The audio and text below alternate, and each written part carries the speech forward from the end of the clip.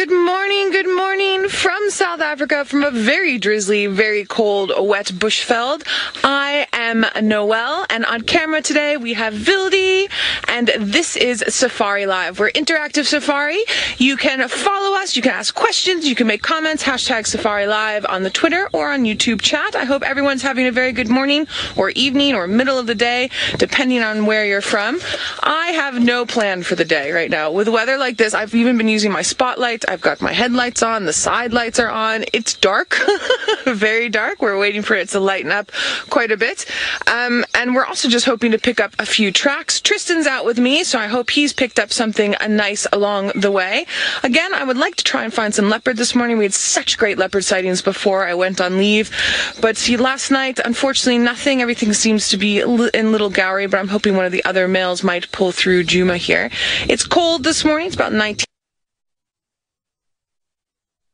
degrees Celsius, which is about 66 degrees Fahrenheit. So for us, that's very cold. Lots of layers on, and Vildi's in his man cave at the back to protect us all from the rain. So as the sun starts coming up, which we're not going to see, it's just going to be the cloud cover. I'm hoping we get some nice bird activity and maybe some nice elephant activity, all depending. The drizzle's not heavy, but it's that fine misty drizzle that just sort of sits everywhere, and you're just wet. That's it. Like you can see the lights changing already. So I am waiting to see what is going to happen here at the dam for the next couple of minutes. And while I'm waiting to do that, let's head over to Tristan so he can say good morning to all of you.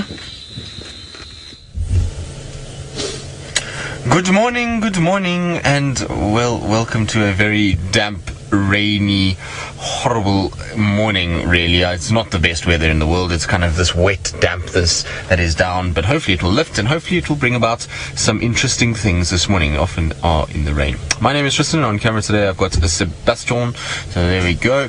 Now remember, we are live and interactive, which means that you can use hashtag Safari Live on Twitter or the YouTube chat. Now I would like to know from any of you, did anybody see a spotted cat walking past the dam? The reason why I say so is because I've got tracks for a male leopard coming past the DRC, which is where we stay, and through Vuyatela camp, and it looks like it's heading down towards the dam. So if anybody did see any sign of anything in the early hours of this morning or even last night, there were some monkeys alarm calling last night, then you can let us know and we'll try and see if we can find where exactly it went. But there's definitely tracks coming down, so we're going to go and check around and see what's happening. The tracks look quite fresh. They certainly are on top of a lot of the rain that's fallen during the night. There's a few spots on top of them, but it seems like early hours of this morning, so I'm going to try my very best to see if I can find this leopard. It's going to be tough in this dark, gloomy weather, because if this leopard is decided that it wants to just sit down and lie in some thick brush, then we're going to struggle a little bit, I think, to see it, but we'll try.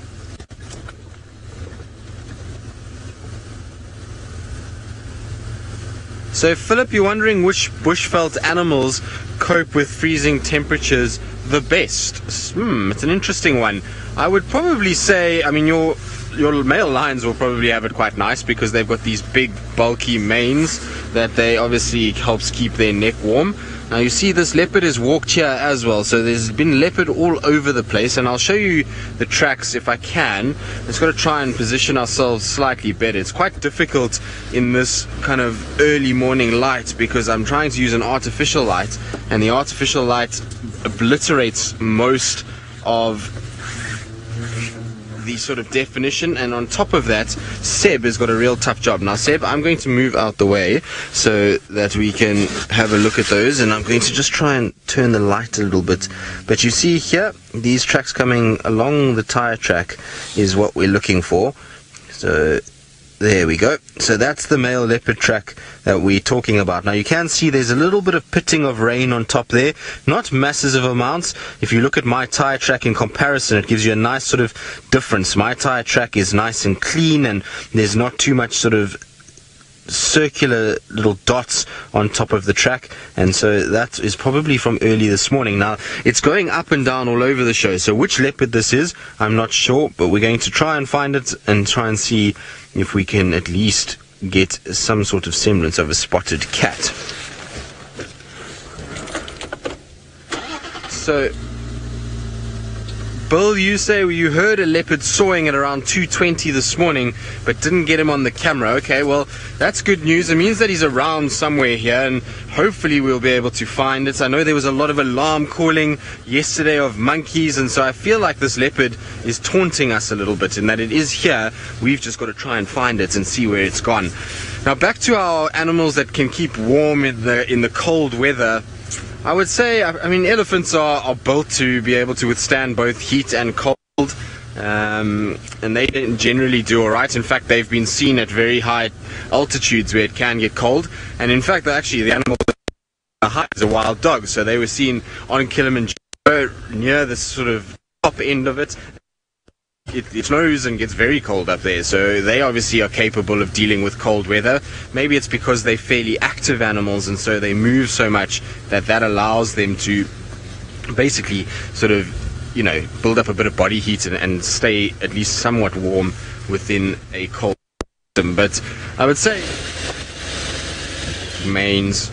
And you can see most animals will adapt a little bit. So if you go and you look at animals, particularly from zoo environments, if you think of lions and various other animals that are placed in zoos, their fur just gets thicker and bigger and longer, and then they're able to cope with even snow and those kind of things. It's not ideal for them, but they do cope with it. Now, sorry, there seems to be a movement of some of the morning's teacups that we had.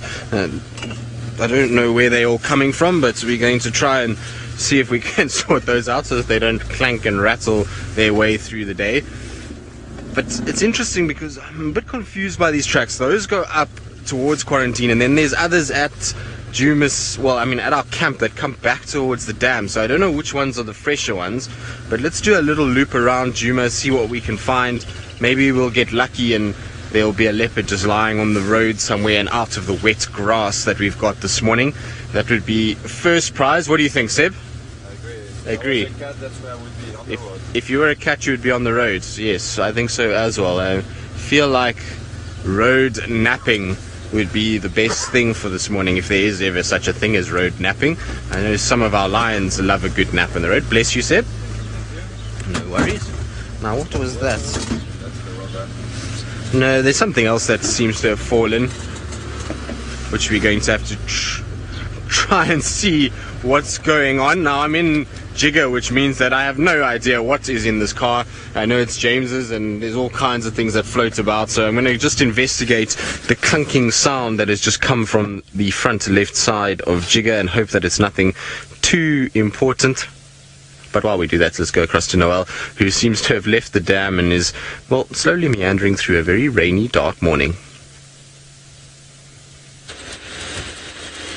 I am meandering, Tristan, and I'm glad to know now I know where all the coffee mugs are so that I know where to go in the morning when I want a cup of coffee. So I'll go pull them out of your vehicle later. I hope your clunky noise isn't too bad. Yeah, so we picked up a little bit of what looks like impalas running around and a little bit of elephant, but nothing that I'm super excited about quite yet this morning.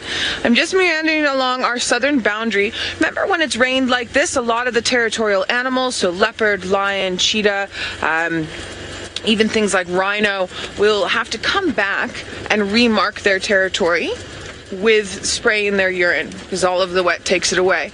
So a lot of the roads we're slowly doing are roads where we know that we see animals like Tingana or Shadow, or the Burmese, or any of the species that really need to demarcate their territory.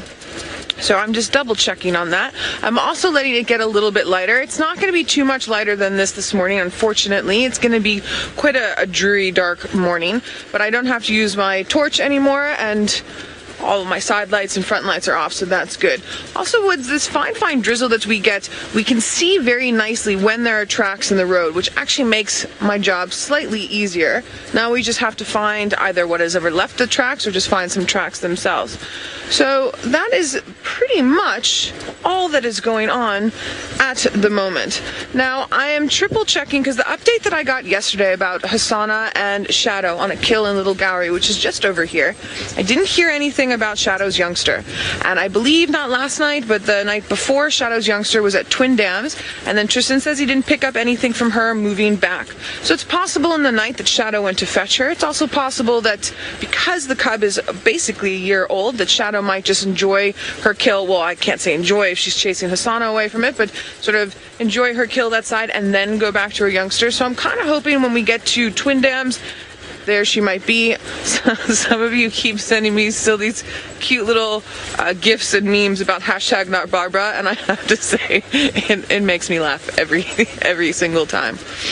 All right, and then Tristan was talking a lot about animals that like the cold, and Vildi and I were sitting here about animals that like the cold. And amazingly, not here in Sabi Sands, but in South Africa, we get penguins. We get penguins down the Western Cape, down on the coast. Obviously, they're not going to be free roaming around here in the savannah, but we find them, and they're there. And they do very, very, very well in the cold, as most of you would know. I have to say, after growing up with a childhood thinking about penguins and sort of ice sheets, to go down and have flowers blooming down there on the coast and there's little penguins running around was a bit odd the first time I saw it, but now it seems quite normal and it's really amazing. A lot of the guests used to go down and view them, and it's a very spectacular thing. What's the other one we were talking about, Vildi? Oh, polar bears, which we don't get here.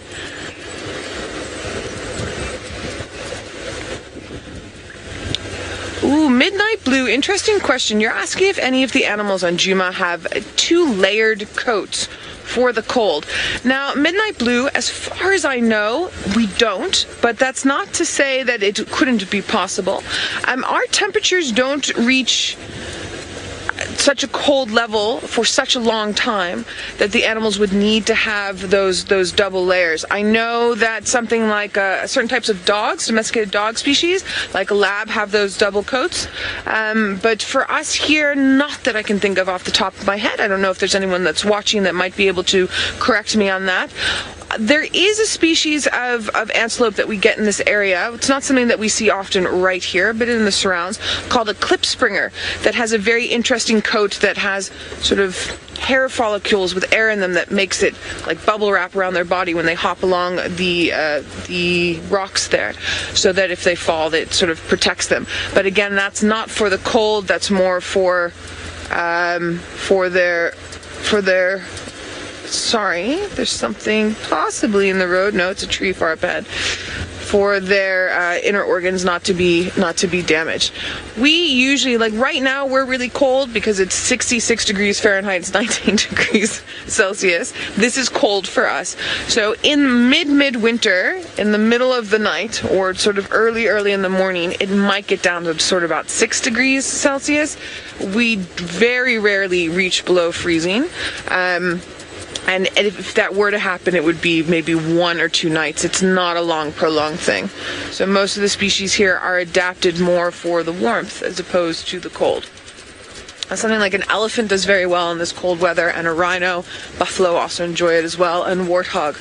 It allows them to cool down. And this is also very good hunting weather for the cats. Slight wind. Their footsteps are going to be even more muffled. Do you see something, Vildi? There's an elephant crossing the main road, Vildi says, so let's head down. Oh, way up there. Shall I stop just here, Vildi, and you can zoom in? So this is one of the things that I love about having a cameraman, is it's very much like having a tracker. And Vildi gets annoyed when we have to put the man cave on because he doesn't get to look around as much. But there we go. That's far up the road. It's maybe about 500 meters, 500 yards up the road. So that's what he just spotted as I turned around to talk to him. All right, seems as if Jiga has been sorted out, so we're going to head back over to Tris, and while you are over with him, we're going to go sneak up on our elephants and hopefully get a bit of a better view.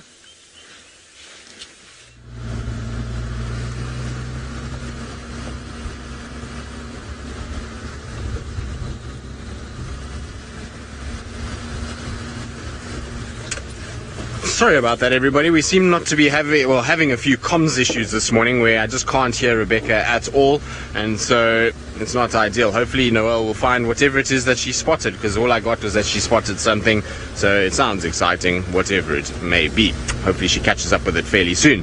Now we've come around sort of the dam area. I can't see any tracks on Mvubu or on Central for this leopard, so I'm going to come along towards Gallego Pan and just have a little look around this side and see if anything's happening, because I don't think anybody's actually checked around Gallego Pan in the last few days. There's been no guests at Gallego, so even though there's a pan there, it's not really being monitored very well, and so this leopard could have gone that way. I'm not quite sure, so I'm just having a little sort of scrounge around, just trying to see if I can find some sign of this animal and where it might have gone. I surmise that it must have gone north, because I can't seem to pick up any tracks heading sort of south or east in any way, so west and north is my kind of thinking, but you never know. Let's just check here. Sometimes they come out in this little drainage from the lodge side. They kind of walk through the lodge and then they get in here. No, those are scrub hares, so there shouldn't be a leopard around if there's two scrub hares that just ran off. No, nothing there. Alright, let's go up again and check around the pan side. It's also very difficult because on Mvubu Road the ground is so hard that it's very difficult to actually see what's going on and to try and kind of see a track where it's this dark sort of surface. There's no light to work with. Our lights, when it's still dark like this, are so bright that they just obliterate anything, and it almost looks like a smooth surface. It's really difficult even to see something like a tire track on these roads in this kind of weather. So it's going to be a tough sort of first hour. We're going to have to take it slow and look really well if we are to have any success in tracking down a leopard in this stuff. Hopefully it would be nice if this leopard was, like I say, just lying on the road somewhere. It's the right kind of weather for it.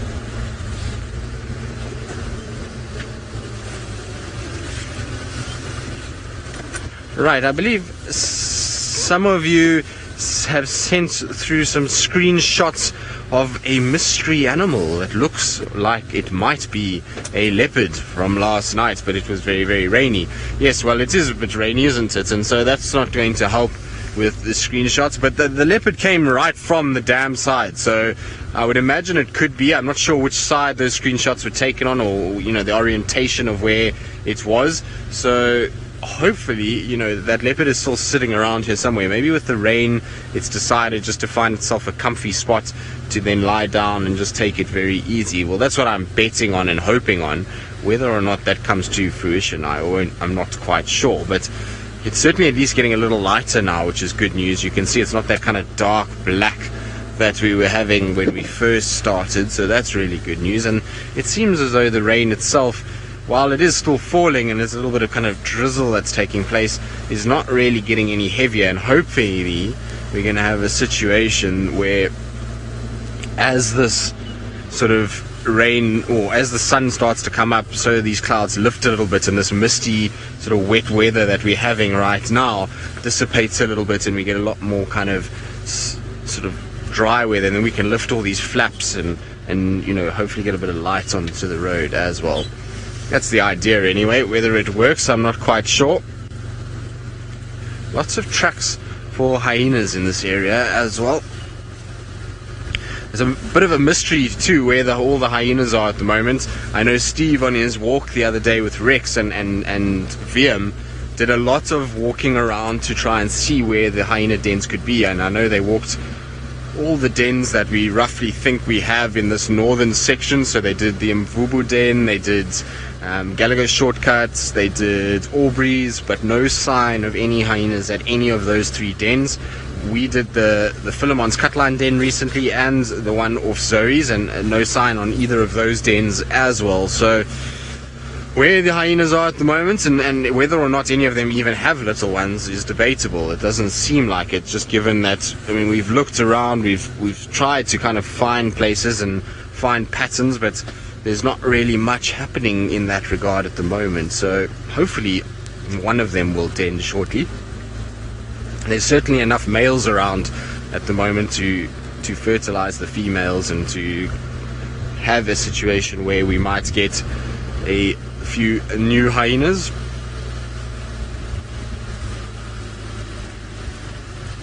But I don't see any further signs. Like I say, I could have missed these tracks. It's really tough to see them.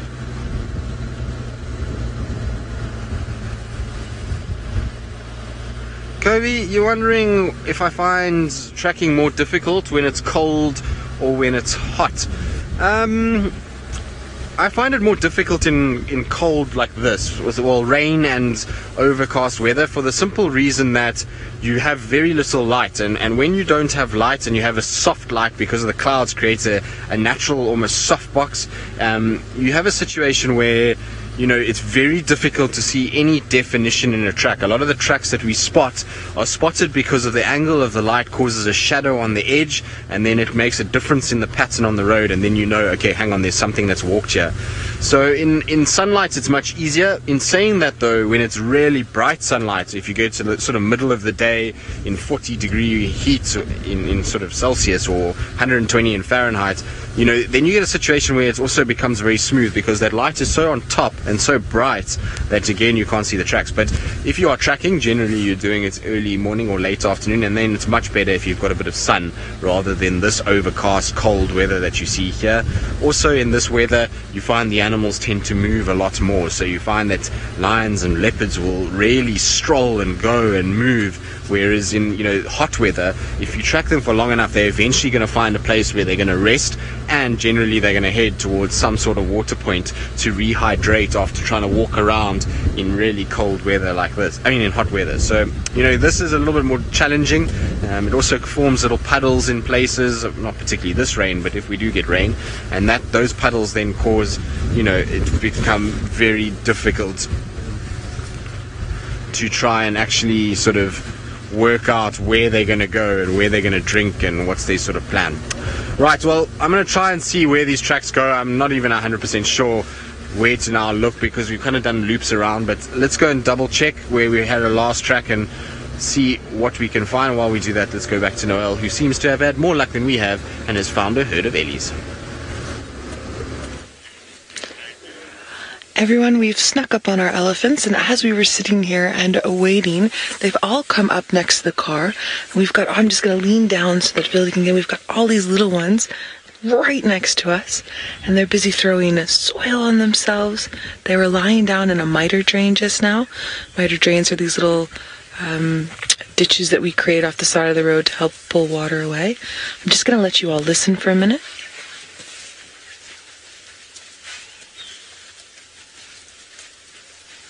Can we hear their footsteps?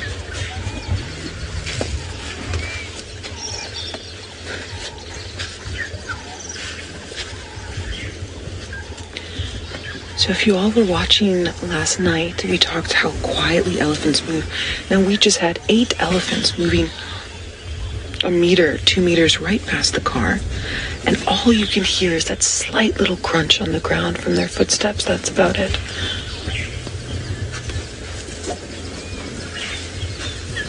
That thick cartilage pad that we talked about on the bottom there. Sorry, so sometimes when things are that close to the vehicle, I just have to duck down so my hat is not in the way. Now, they haven't moved too far. They're just behind us.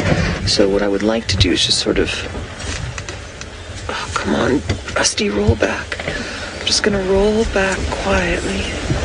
Turn just a little bit so you all can see a bit better. There we go.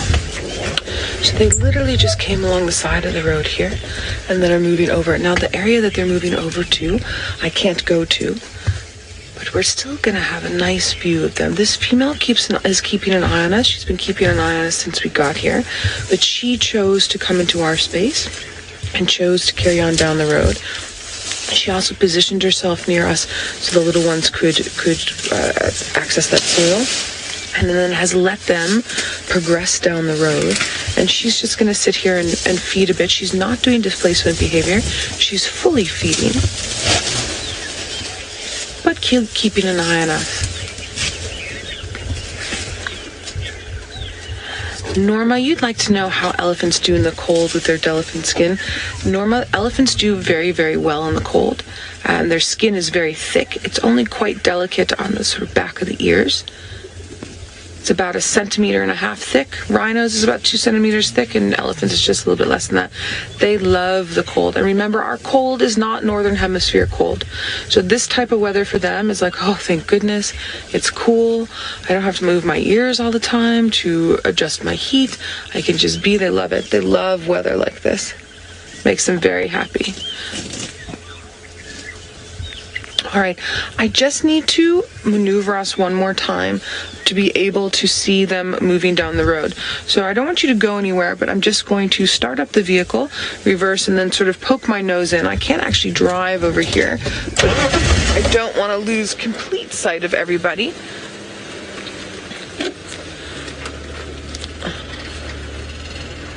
We're just going to try this quickly.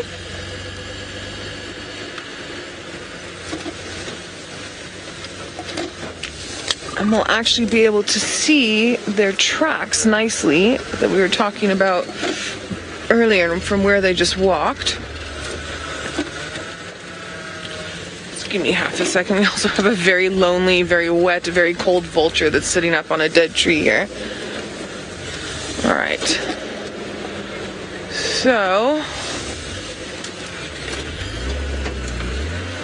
this is about the best that I can do. Sorry for jumping you around there, everybody. A little bit of a bump. But you can see the access road where most of them went down. And then we just have a few of the adults that are still standing here. And you can see just on the bottom left-hand side of your screen where all the soil has compacted down. There were some that were actually rolling around here before we got here. And then you can start to see those tracks really nicely. Those little flat bits are the back end of the track.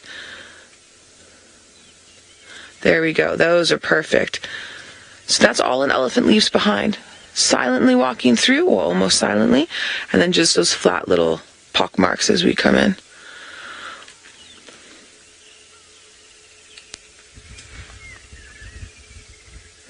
They're feeding a little bit, but not too loudly. A few little rumbles.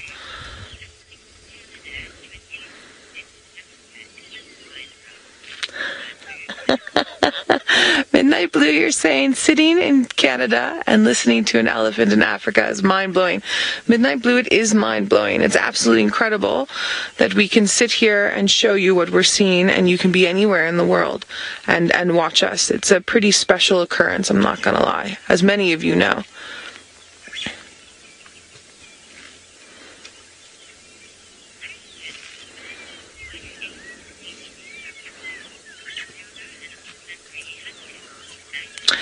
Nat, you were asking, why do elephants have to be so quiet? There's not really any animals that hunt them. Well, Nat, lions will hunt elephants for sure. There's just depends on what the lion's diet is. Also, when elephants are small, they are prey for things like very large leopard as well as clans of hyenas. So they are predated on. It's just harder to get them when they're larger, for one, and then two, when they're small, because the females are so big and are so good at keeping everybody together. It can be a little bit more difficult, but they react the same way as any other prey species does to that predation. So their ability to be quiet when they're so large allows them to move within their environment in a less obtuse manner. They're not as obtrusive either, so that they can blend in. Nature's not going to create anything that doesn't make sense. So to have one species this large that is just so loud that it disrupts everything else wouldn't fit in with the ebb and flow of the natural environment. These are good questions, everybody. You got to keep them coming. We are interactive and we're live. I mean, Midnight Blue, you were just saying now how crazy it is that you can sit in Canada and watch us. So not only can you watch us, but you're watching us right now. This is all happening right in, I think there's maybe a 3-second delay, but right this second. So don't forget hashtag Safari Live on Twitter or on YouTube chat. Send them in.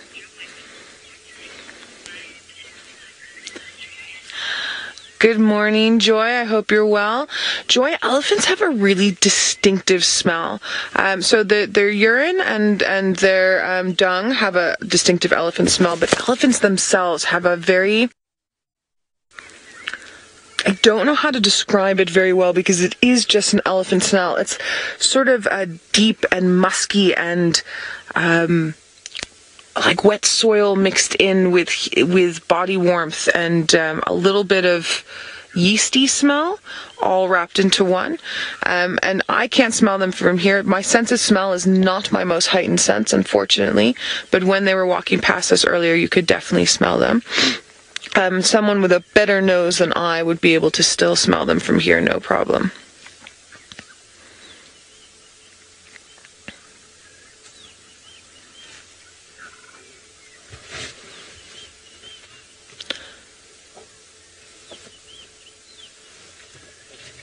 We have a few more that haven't crossed the road just yet. They're sort of down in this little drainage line. We're not going to see them from our angle, but hopefully they will come up. Now, I'm not quite sure if you all can hear what they're eating right now, but what they're doing is very similar to the elephants that we had last night, where they're not accessing the leafy matter, they're accessing the grass, the nice green grass that's growing at the base here. A lot of these trees that are in this area are trees that are not eaten consistently. That one that's just in front of that elephant there, that's a silver cluster leaf. I've only really seen them eat that when they're having belly problems, or they've got new teeth coming through, new molars coming through. That tree aids in both those things. It's not a tree that they eat a lot of. The big female that was in front of the car in the beginning, she picked at one of the combretums, one of the bush willows, and had a little bit of a munch there, but nothing more. Combretums aren't unpalatable. You can eat them, but it's not necessarily the first choice. Now we've got a young elephant bull who's pretending to sneak up on us from behind.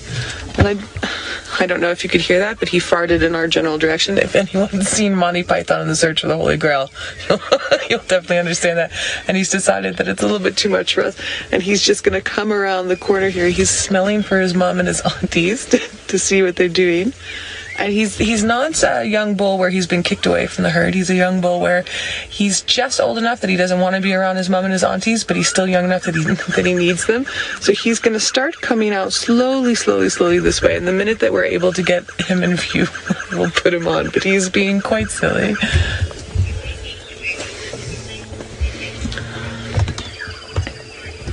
Safari Hot, thank you so much. You said earlier that I had mentioned displacement behavior, and then I didn't describe what displacement behavior is. Thank you for asking that question.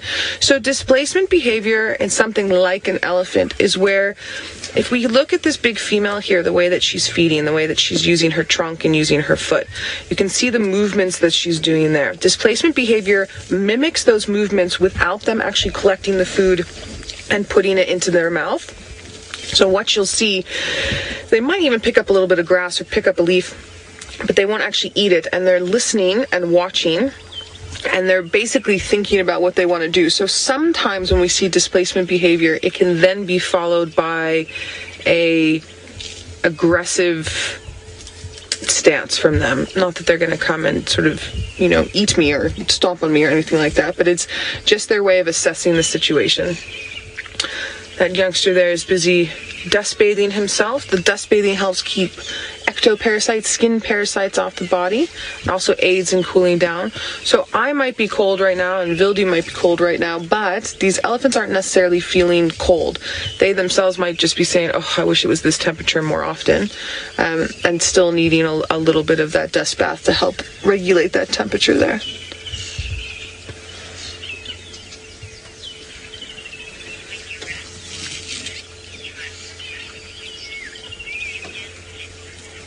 All right, well, this has been a beautiful little elephant sighting. I hope all of you have enjoyed. I believe Tristan is still searching for his leopard, so I think we'll head back to him, and hopefully he has some good news for us.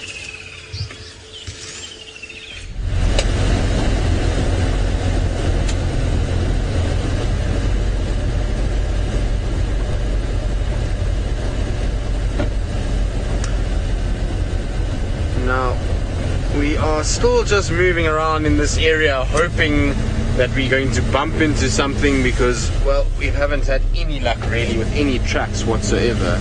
Although I just spotted something that I want to just double check on, because this is a little sort of road that goes to Tundi's old den, and so anytime there's some sort of disturbance here, it's always good just to double check and see what's going on. What are these now? No, very old hyena tracks from about 2-3 days ago that are completely washed, so that's not of interest right now. At the moment we're trying to see if we can find some semblance of a fresh track. I surmise and have an idea that maybe, just maybe, there's a kill somewhere here, because yesterday the monkeys were alarm calling a lot during the day, and then they were alarm calling in the night. The tracks of this leopards have been around here for 2 days now in the similar sort of place around Ingers and Quarantine and the dam area, and so maybe there's a kill somewhere in the trees. So I'm just trying to kind of scan around. It's also, with this weather, there's not going to be that, you know, pungent smell that's going to come from a kill. It's not going to rot nearly as quickly, which means that theoretically they could get away with keeping it on the ground a little bit, and they won't have too many issues with things like hyenas picking it up. So just trying to kind of hope that they do put it up in a tree for some reason, and they do give us an indication that they are around. But we at least have found something with the heartbeat, which is, I'm going to show you shortly. It's unfortunately I have to kind of position the car in a slightly different way, and I suppose this bird is looking much like what I think the rest of us are looking like. Seb, can you get that, or is it a bit of an extreme angle? Of course we do. Here we go. So Seb is telling me that I need to reverse. I can't go too much further, Seb. Let's try. It's not ideal, so please excuse the roof, everyone. It's a situation where it's a necessary evil to protect all of the expensive equipment, particularly on Jigger. So there is a bar across the top there. There we go. Well done, Seb. Seb's managed to get most of it out. But there is a very bedraggled, very miserable Wahlberg's eagle. Does not look happy, does it? It looks as though it's had a long, long night. I would imagine that sitting out here in the rain all night can't have been pleasant at all, and I certainly wouldn't have put my hand up to be a Wahlberg's eagle last night. You can see even its little crest is all matted together, and kind of, it's got a bit of a punk rock hairstyle now, as opposed to its normal sort of smooth feathering that it does have. You can also see that it's completely puffy at the moment. It's got its feathers on its breast area as well as its wings all puffed out, so that's all just to try and keep the feathers as dry as possible. You sometimes see, once the rain stops, these raptors put their wings out and they kind of sit there trying to dry the wings a little bit, and also just to try and keep them as warm as possible. So the fluffier they are, the more air that is being trapped up against the body, and therefore the more that they can heat that air up and try and keep their body nice and toasty. So at the moment, though, it doesn't look like it's working. Does that animal not look as though it's having the worst start to the day? It certainly does. It looks as though it's very grumpy as well, and I suppose raptor beaks lend themselves to looking grumpy. Now, you may be hearing a lot of noise above us. Well, that's the red-billed buffalo weavers that are making a lot of sort of sound.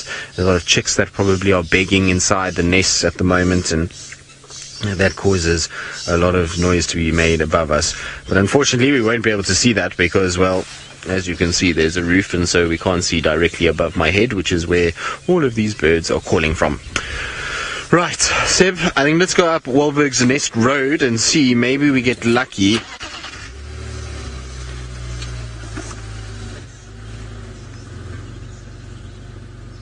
So, Cheetah, Riker, you're wondering if the rain causes birds to have the inability to fly. No, they can still fly. It's just a lot more labored and a lot more difficult for them to be able to fly. It's a situation where, you know, it takes a lot more energy. They're heavier. Remember that birds are designed perfectly to be able to get off the ground by being very light, so hollow bones and all of these kind of things. And so when it rains, it just makes the feathers soggy, which makes things a lot harder in terms of their flying ability. And so it's why a lot of the bigger birds, particularly things like the raptors, will try and get into a situation where they can at least dry off somewhat before they're able to take off and go.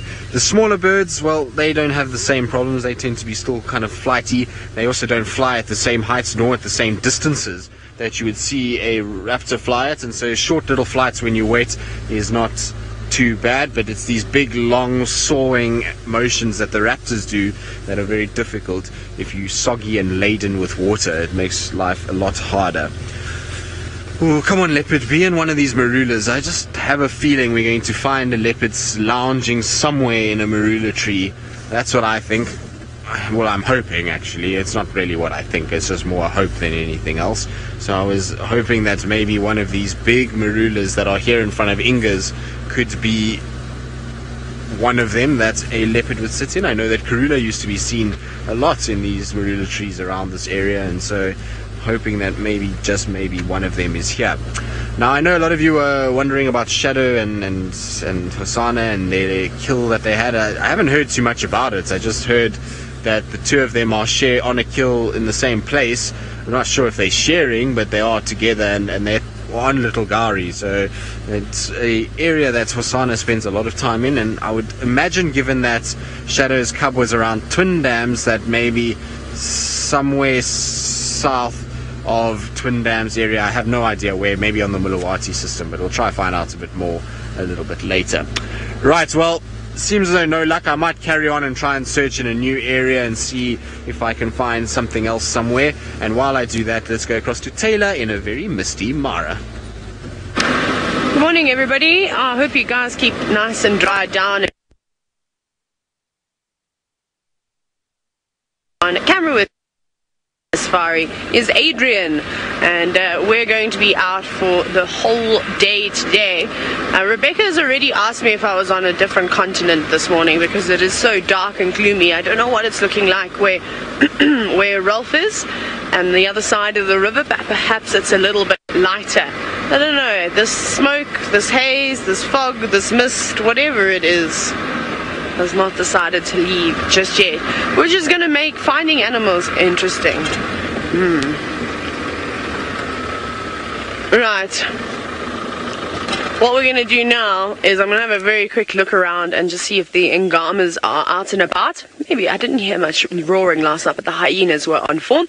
What I am going to do, though, is I'm going to send you right across the river to Ralph to see if the sun has risen.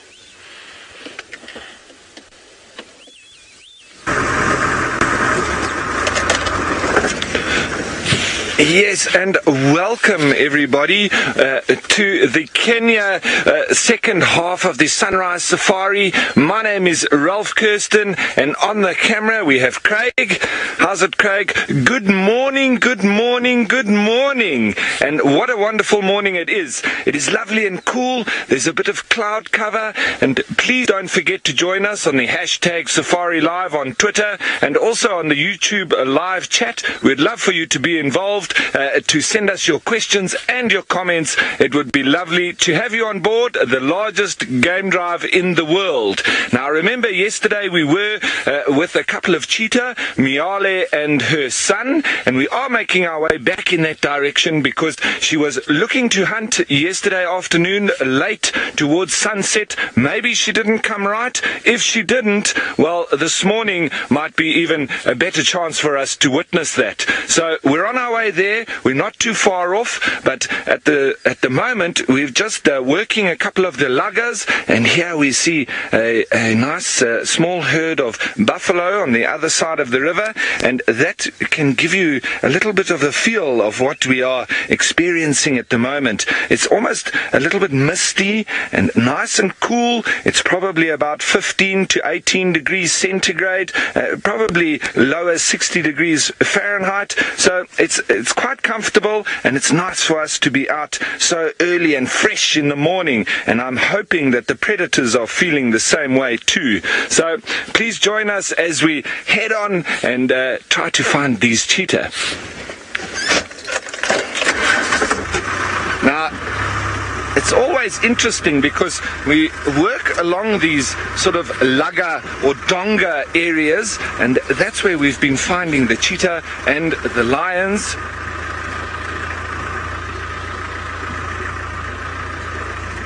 Righty folks, so we're going to try our best to get as close as possible as we can towards these cheetah, and while we do that, I do want to send you to my good friend all the way 1,600 miles to the south, back to the Kruger National Park in South Africa. Noel, good morning to you from Kenya.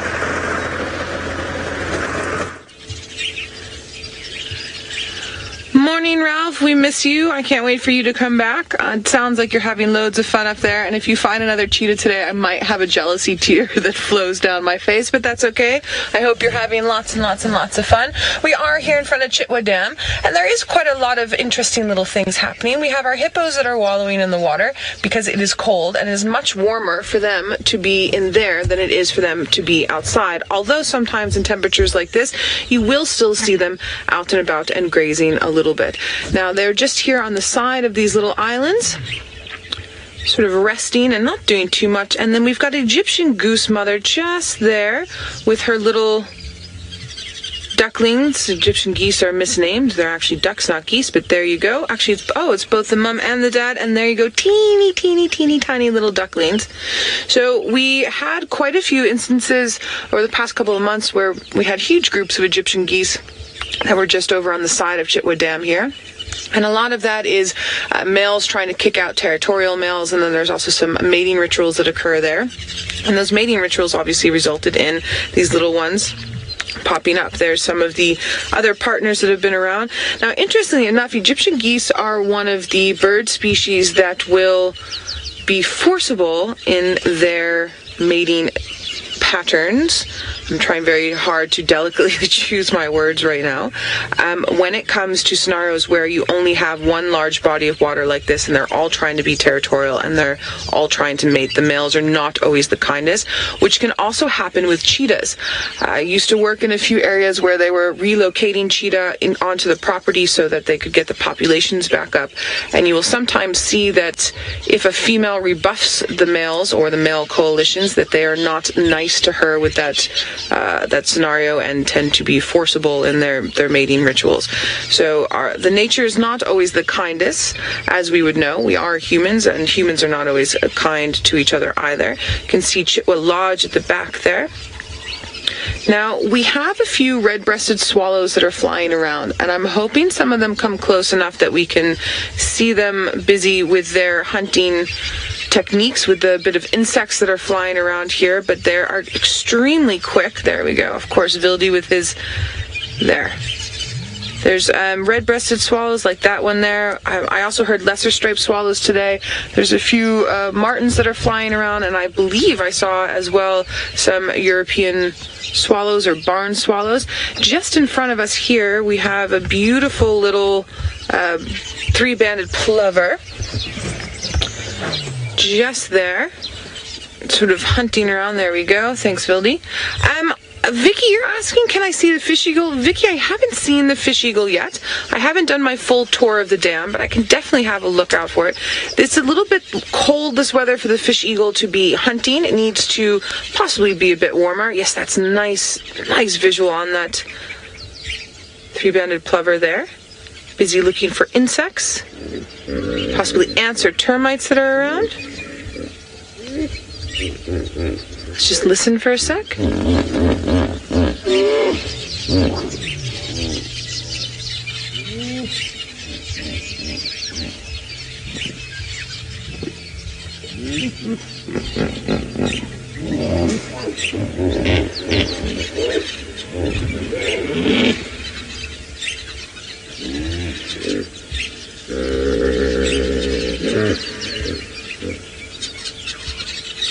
Fantastic. That's still one of my favorite sounds in the bush. I was just thinking now, when I worked up in the Mara, our camp was along the Mara River, and that's what I woke up to pretty much every morning was those hippo sounds, and I absolutely love it. That sound and lions roaring close to camp, that sound, I absolutely love. Now, we've got this male hippo that's just here that Vildi did some nice work with, and I just want you to have a look at the structure of where the nose, eyes, and ears are. So notice how they're almost completely level with each other. He's opened his nostrils a bit, so he can close nostrils and then put under and still have eyes and ears open, and then he can close his eyes and his nostrils and stick the head down and still have the ears open. they all close sort of independently of each other so that he can access the above and below water in any way he possibly needs to. Now, we can't quite see because of the way the light is, but remember we've talked about before, for anyone that's been watching for a while, but then for our new viewers, this might be new for you as well, the pupil inside the hippo's eye is shaped like the letter T. So if he puts his head down just a little bit more, he can actually see above and below water at the same time. So a lot of their communication happens underwater. We heard vocalization now that that's beautiful. A little bit of a gape there. Now sometimes when they do that gape, they go all the way up and stretch up to about 170 degrees. That was just a tiny little gape that he did, and that was definitely directed towards us. He can see us very well. So a lot of their communication happens under the water. The only communication you hear above the water is that sort of laughing, grunting noise we heard now. Or if they're fighting, big males fighting, make this noise like you would not believe. I used to hear it a lot in South Luangwa National Park in Zambia. It's this bellowing, echoing, crying sound that's very deep, and it travels for kilometers and kilometers. I'll see if I can find, I've got a little video clip, I'll see if I can find that video clip and maybe play it for you all later so you can hear those sounds. It's like nothing you've ever heard before, and it sticks with you for quite a while.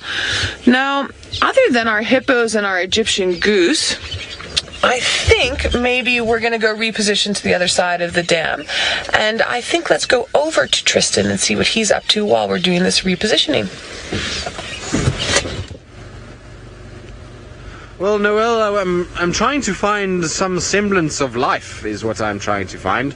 Yes, I know that there is grass and there's trees and there is birds all around me, but while the sort of weather is cool and it's early in the morning, it's always a good time to be looking for animals more than anything else, because soon they start to settle for the day, and then, you know, we don't get to see too much movement from them. So it's always good to be looking first thing for them, and then later, you know, you can try and sort of focus on the other things that are around. Also, with this roof, it makes filming of things like trees quite difficult, because you can only see the stuff that's quite low to the ground unless you park very far away. Now, there are some hyena tracks coming down the road. I want to see if they turn up Aubrey's, or if they come from Aubrey's side, because if they do, maybe it's worth just popping in at Aubrey's den quickly and just seeing if there's a potential sign of these hyenas actually there at the den. It would be quite interesting just to have a look. Like I said, I've been told that it's not active anymore. Everyone keeps telling me that they've checked there and that there's no sort of sign of them at all. So I want to try and just have a little look here, because the tracks are just coming straight down the road. There's obviously a private vehicle that has been here, and so difficult to kind of see how fresh they are. Private vehicles do come in early in the morning because a lot of the staff come in early in the morning, and so it would be nice just to see where these actually head. I can still see them coming down the road though, which is good news.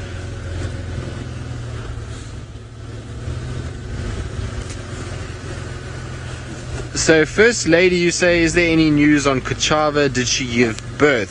So, no. The answer to that is no. I haven't seen any signs or any sort of anybody saying anything about Kuchava and whether or not she has given birth. I personally don't know. I mean, the last time I saw her was easily 2 months ago, so not really sure what's going on with her at the moment. If she is going to have her cubs, we hoped that it would be Chitwa, but I mean, I was pushing it a little bit, because Chitwa is kind of the northern part of her territory. If you think about it, she's Chitwa, Torchwood, but really she spends most of her time on Cheetah Plains and Nets, which is just to the south of Chitwa.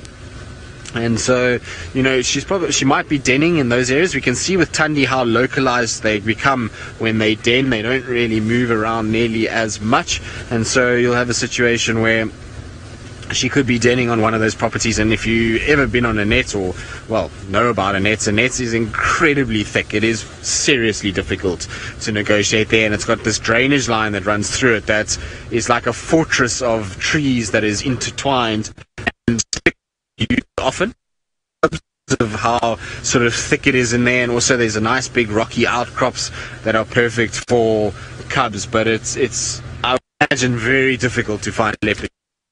and so maybe she's there and denning. I don't know. It's really tough to say. Show up soon, and our answers will be answered as to whether or not she has had cubs, whether or not she's still pregnant, whether or not, what's sort of, you never know. And it would be her first litter, so if she had enough time for a leopard, it's never easy when they have their first litters, because they struggle a little bit to, figure out exactly what to do, where to put it, and all of those kind of things. So it'll be interesting to see. Right, well, we still have very little luck in terms of animals, even in these open clearings. I thought we'd find some parlors. We carry on looking and see what else we can come across. While we do that, let's go to Ralph with a beautiful sunrise in the Masai Mara. Thanks, Tristan. And folks, we just couldn't help ourselves. We had to stop and watch this beautiful sunrise. And amazing it is indeed. It's coming through the clouds there in the background, and it is making for a lovely sight, and nice for us to start the day like this. What is the day going to hold, animal-wise and experiences? What's going to happen today? That's the question as we watch the sun poking through behind the mountain, through the clouds, making for absolutely stunning colors. Look at that. That is wonderful. Well, if the sunrise is anything to go by, I think we're going to have a red letter day, because that is beautiful. We're not too far from where we spotted those lions on our way to the gate yesterday afternoon.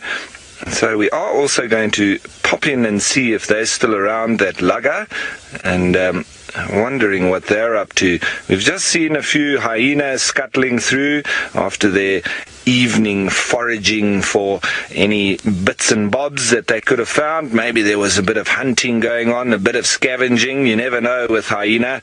They could get up to either or, with them being 50-50 scavenger predators. But look at that. What a beautiful scene it is indeed. Sure, that is fascinating, folks. Well, we are going to be driving into the sunrise as opposed to driving off into the sunset. So this is the start to the day, and we're going to be heading towards where those cheetahs were, so we're very excited and we hope that you're going to join us. But in the meantime, let's head you on over the other side of the river to Taylor with one of those big-eared animals. We've got big ears times 2. We've got 2 elephant bulls that are just feeding in the golden grass with a very, very misty marsh behind them, and I think that they might be the first ones up and on their way to start grazing in that beautiful area where we often see lots of the elephants in the afternoon, but they've still got a way to go. So for now they're just nibbling on, I wouldn't imagine any of this golden grass. There's lots of nice little shrubs in between, and I think that's what they're probably going for. Because you'll see they'll stop every now and then, put their trunks down, fiddle about, then chew. Fortunately, we won't be hearing the chewing noise as all the tractors are getting ready to dismantle the hot air balloons. They're all driving past us, heading to the landing site, so we won't be able to listen to the birds just yet. But maybe we will in a little bit. We'll try to get down to the river. So our plans changed slightly. I looked down and I scanned and I couldn't see any lions near the Angama area. And I decided to go a familiar route, a route that I like to take often first thing in the morning, and that, well, it's given us this nice sighting of the elephants walking around, but it could also provide us with jackal, buffalo, and hopefully some lions, which will be quite nice. So we'll do a quick loop around the marsh and the forest, and then we'll meander along the Mara River, and I think we're going to end up spending most of the day down at the border, doing some more tests, hopefully, and maybe we'll see cheetah. Who knows what we'll see? All sorts of things. Maybe hyenas for this afternoon as well. So we'll be doing quite a bit of exploring, which I think is going to be quite exciting. I think it's going to be a hot day. Even though it looks quite gloomy now, I'm just looking up to the right and can slowly start to see a little bit of pink. So The sun is poking through somewhere at the moment. We'll be able to see it in a minute. So there's just lots of cars driving past. Everyone wants to stop and say hello. And then up and to the right, a little bit more, you can start to see the pink in the clouds. There we go. That's what I'm talking about. So that's... It sounds like you actually had a nice view of the sun where Ralph was. It'd be interesting to compare. Maybe we should do screenshots. Maybe some of you got a screenshot. Tony, you said that it looks like myself and Ralph are in two different parts of Africa. I suppose it does look like that. Well, I haven't got a clue. So what you're going to have to do is you're going to have to take some screenshots of where Ralph is and then compare them of the scenery of where I am, and then hashtag Safari Live. You might have to make a little collage or something like that, and then I'll be able to see. Then I'll have a look on Twitter, but for the moment I can only guess. But I think it would be spectacular if this haze wasn't here. Although the clouds are quite thick, but just not rain clouds, not the kind of clouds we want, unfortunately.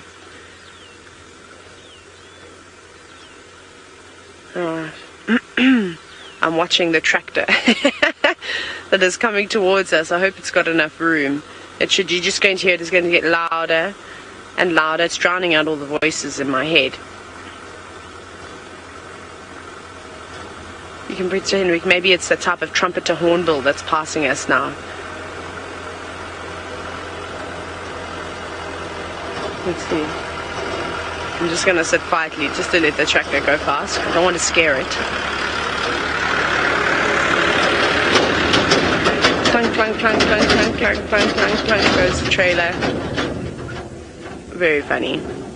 Shall we carry on? I think so. Otherwise we'll just end up spending the whole day in this one spot. Let's go see if we can find the jackals.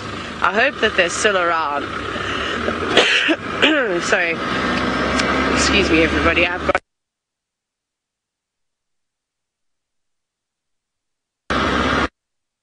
water consumption and all sorts of other things. Okay. Well, I know it's a gloomy day down in South Africa. Like I said, I hope it does improve, but that won't stop the animals that Noel is watching down at Chitwa Dam. So we've come around to the other side of the dam, and we've got a larger pod of hippos over here, and we've got a mum with a little baby that keeps there's a little head popping up and down. So she's resting comfortably where she is, but the little one's so small that it's harder for him to sort of perch on his feet.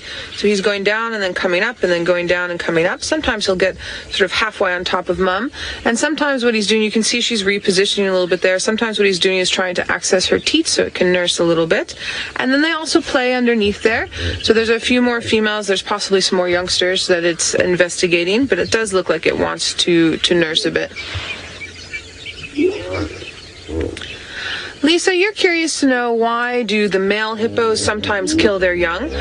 Sometimes the young that they're killing, Lisa, are not theirs, and sometimes they are. Ooh, let's listen.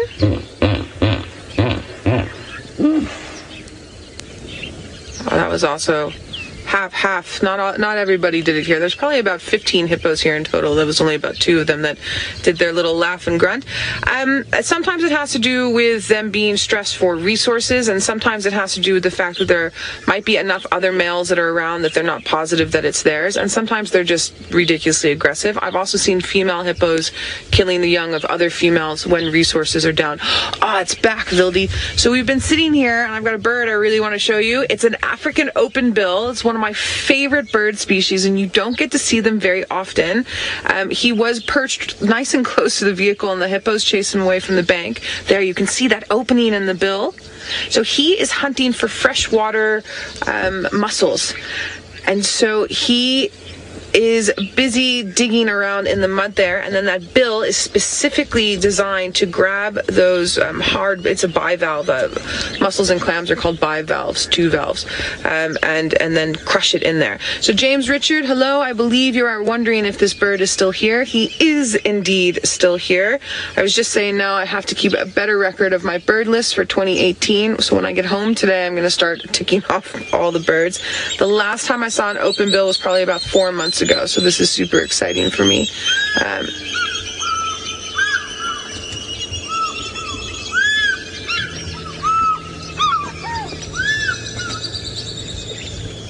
Could we hear that in the background? Or was it just a bit too far? There was the fish eagles calling. We were asking about fish eagles earlier. So they have made an appearance. They're on the complete opposite side of the dam.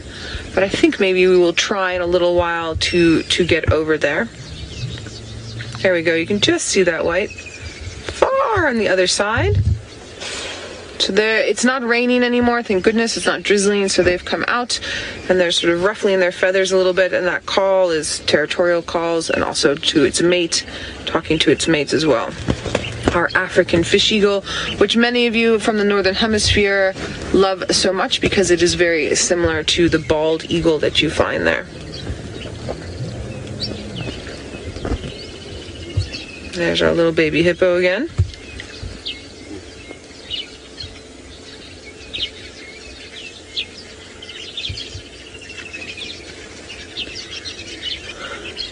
Ashlyn, what a great question.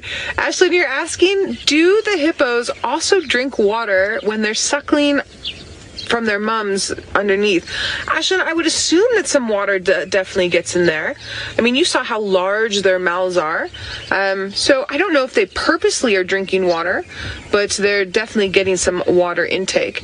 So it's an interesting concept that you're sort of touching on there as well. So hippos are the mammal that loses the most moisture through their skin of any other mammal that we would see here in the African bush. Oh, shame. Look at that. I'm sorry, I love baby hippos. They're way too cute. He's trying so hard. He just wants to rest and sleep like mom, and he keeps slipping off the side. So because they spend a good quantity of their time in the water to help with that moisture loss, their actual drinking of water is part of their daily or minute movements in and out of the water. So it's not like us where we have to physically go, or like a leopard that has to physically go and drink. Every time they go down, especially you saw with that male now, he did like a half gape and then went under. They're processing moisture from water through their mouths like that. The beautiful Egyptian geese coming through, having a little bit of a spat here. We were talking yesterday about sort of bird noises that can sometimes be less than flattering. Hadida ibis is something that Steve brought up, but for me it's Egyptian geese. Egyptian geese are just way too loud and noisy for me. Beautiful. So that's from that clustered group that we saw from the other side. Yes, Fildy, nice, hey? Yo. And obviously a male got too close to another female, and so they're busy chasing them off. Now, what else? We've got greenbacked heron that's just landed there. And another one that's even closer. Here we go. Beautiful. So these greenback herons troll the shore here, looking for insects, but then also for fish.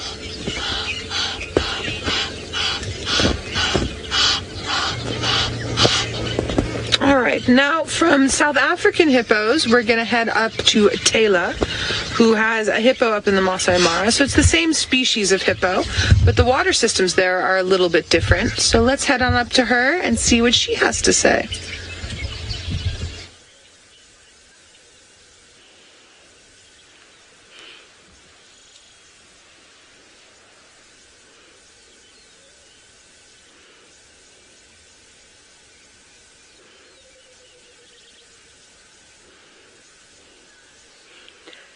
Well, look what we have got. This will be a slightly different view than the one that you have at Chitwa. In my opinion, I think it gives Chitwa Dam a run for its money. A lugger that's filled to the brim with water, a tree line with a bit of mist, and then, of course, a hot air balloon floating across that. It's quite precious. But you can see that the marsh is empty. No one is home. Everybody left.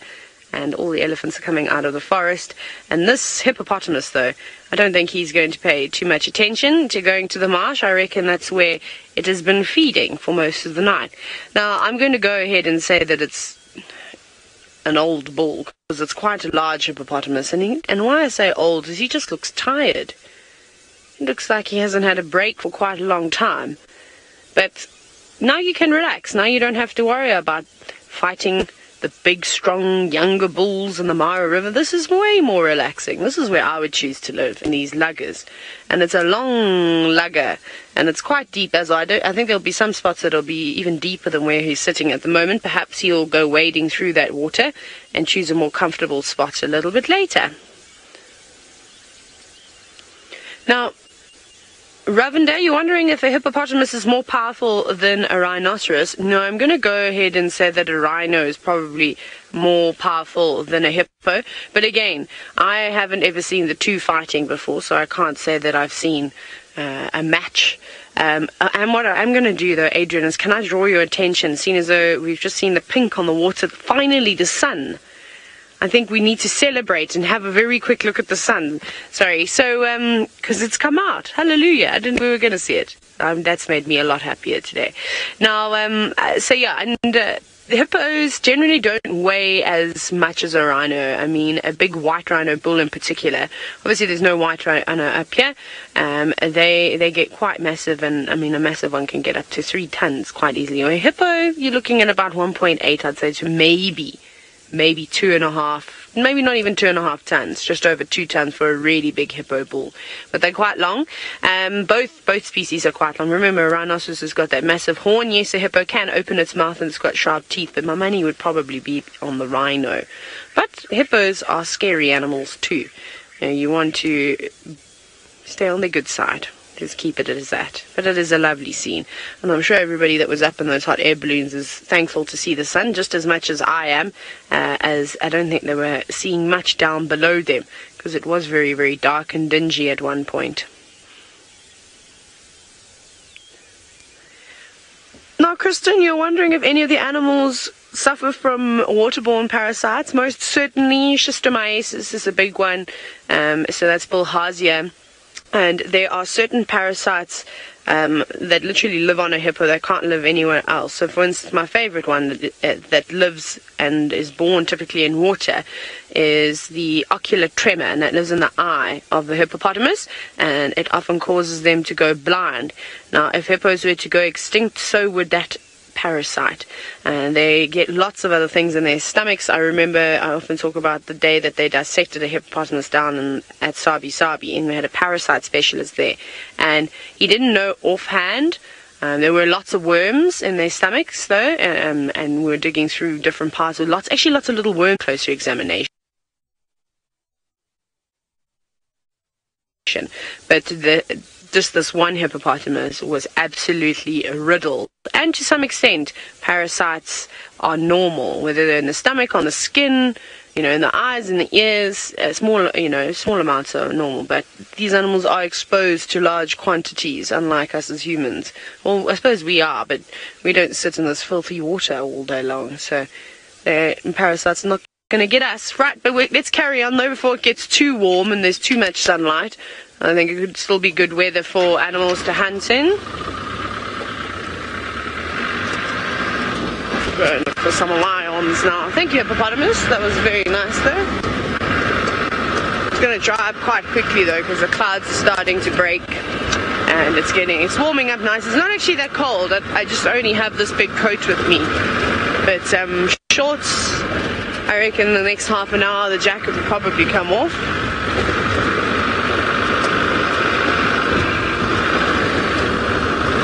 Wonderful. Right, we're going to search for some lions and hopefully get a bit of action down on the marsh this morning. Ralph, however, has beaten us all to it, and he's found the first cats of the day.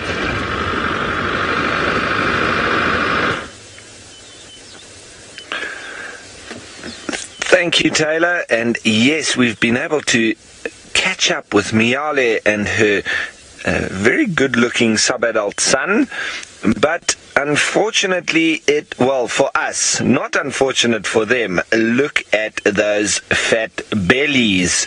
So I'm thinking that just after we left them yesterday afternoon, when we had to leave just to get out of the gate, and these two were looking like they were on the hunt, it seems that they were successful. But lovely to see a fat cheetah in the morning, very content and and now they can relax for the next few days, and they won't need to hunt anytime soon. So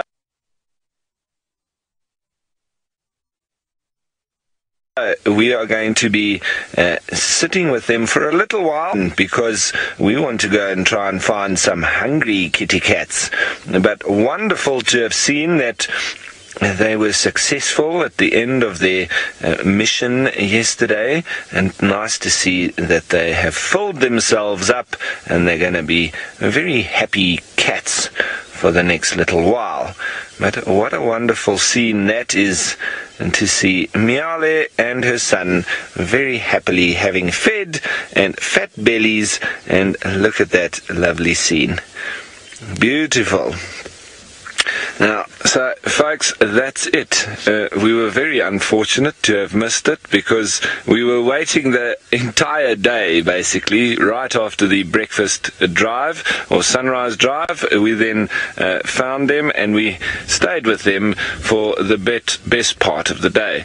And they started hunting at the end of the day, and they missed some gazelle, but then they continued after we left, and they must have been successful. I don't think that they would have hunted this morning. I definitely think that's from yesterday afternoon. They've fed and then they've left the carcass. Maybe there's been some hyena around, and so we haven't been able to see where the carcass is, but that is definitely confirmed. Look how rotund that belly is. It's wonderful how they eat so much, and then that can sustain them for quite a long time. So we are going to move along just shortly from these very content cats, and from one predator on land to one in the sky. Let's send you on over to Noel.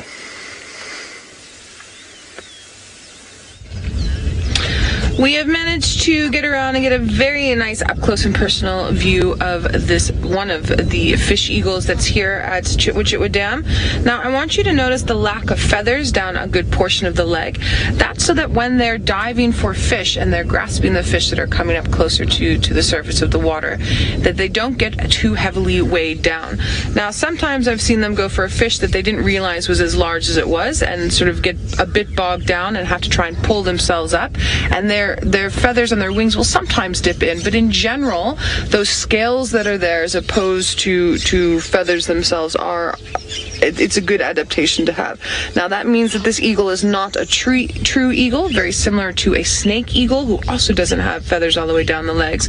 But a snake eagle's purpose for that is a little bit different, so that the snakes that they catch and then fly up into the thermals again to then eat, if the snake was to bite them, the venom then can't get into the bloodstream. It's again, a very interesting adaptation that Mother Nature has given for the hunting capabilities of these predator birds. Oh, Anna Marie, interesting question. You want to know what the size difference is between a fish eagle and a bald eagle, an American bald eagle. Anna Marie, off the top of my head, I couldn't honestly tell you. I've seen a bald eagle a handful of times. I've seen fish eagle often. I would say they're probably relatively the same size. James Richard, I don't know if you're watching. You're always good with having those statistics offhand, so maybe if you want to let everyone know on the Twitter. The hippos are laughing at me for not being able to answer your question, Anna Marie. All right. Then just to our side here, we have a better view of the ducklings, the Egyptian goose babies that's just here. And we have taken Vildi out of his man cave. There we are. So I just wanted to give you another look. Notice how different in color they are compared to the adults. That has to do with them being able to camouflage themselves. If they sit on the ground, then they're going to blend in better with the soil. And also, it's just cute. And I know how much all of you love the uber cuteness that are the tiny little baby birds and mammal species that we get to see out here. Mom, Dad, and babies. All right, everyone. I think we have done a really nice job at Chitwa. I think we have had some excellent sightings. Vildi and I are very keen for a leopard, so we're going to carry on and try and see if we can find Tingana or Quarantine. And then there's also Tamba, who I still have not seen yet. Maybe he pops up, and we never know. So what we're going to do is we're going to head back up to Kenya, to Taylor, who has some lions that may or may not want to be hunting, and we'll see how well that goes for her.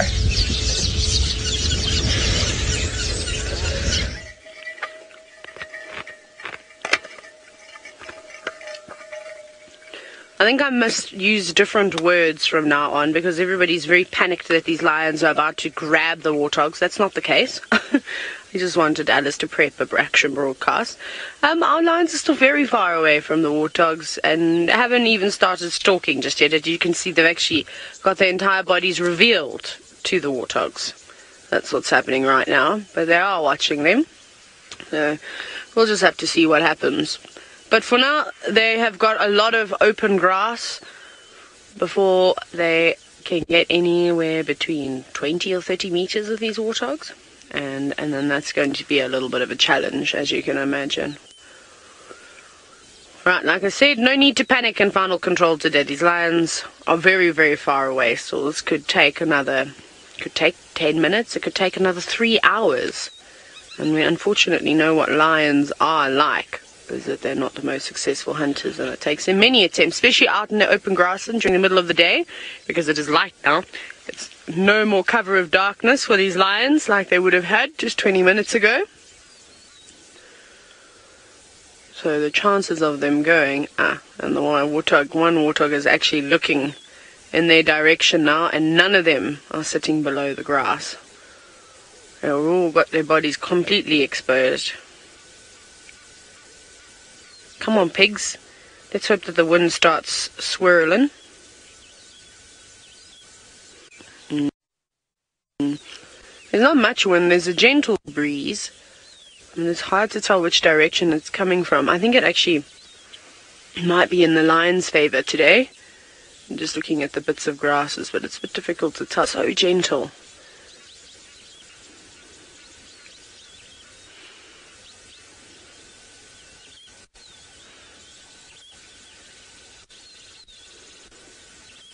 You can see a big distance between the two species of animals still. Lots of birds in between too.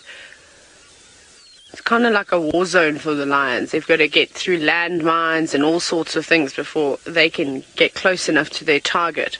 And when I say landmines, I mean all the birds, because at any minute they could start alarming and give away their presence. Lots of long claws, there's thick knees and all sorts of things here.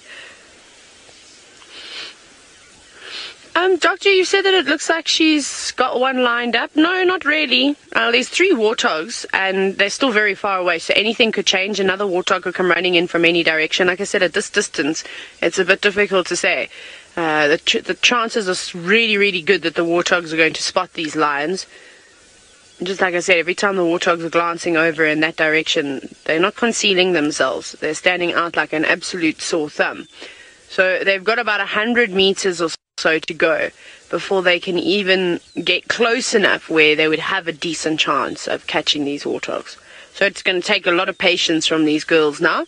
And there's lots of other obstacles that seem to be moving into the area. Just to the right of those lions is a herd of elephants coming from the forest.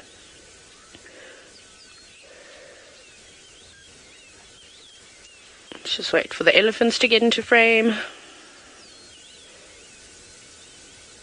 So they eventually get them. They're just, there we go, they're the elephants. They're not actually that far away from the lions.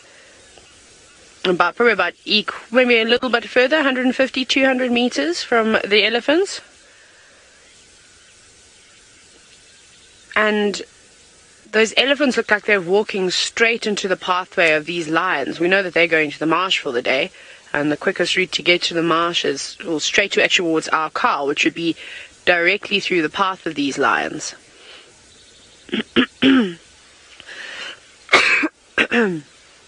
Excuse me, I'm so sorry everybody. I've picked up a cold along the way in the last couple of days. I don't know where it has come from. So these lions actually need to pick up the pace just a little bit, just to get out of the pathway of those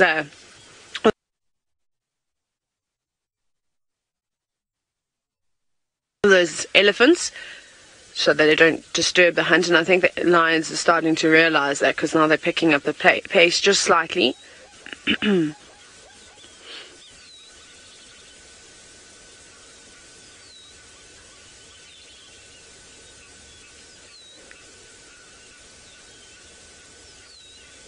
Imagine how strong you have to be, though, to tense your muscles like that. I suppose it's like the equivalent of squatting or doing the plank or something like that, holding your muscles as tight as they can. So you can see how every muscle is clenched in her body. Now she's going to sit down just for a little bit.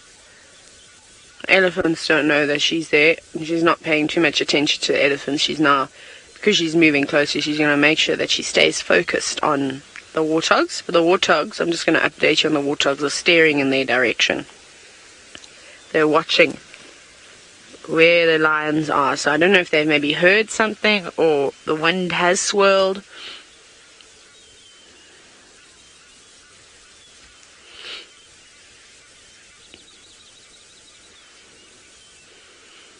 Every time they turn their back, she makes another move.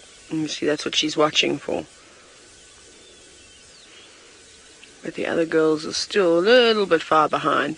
And they're all walking in one line. They don't seem to be making a formation at the moment.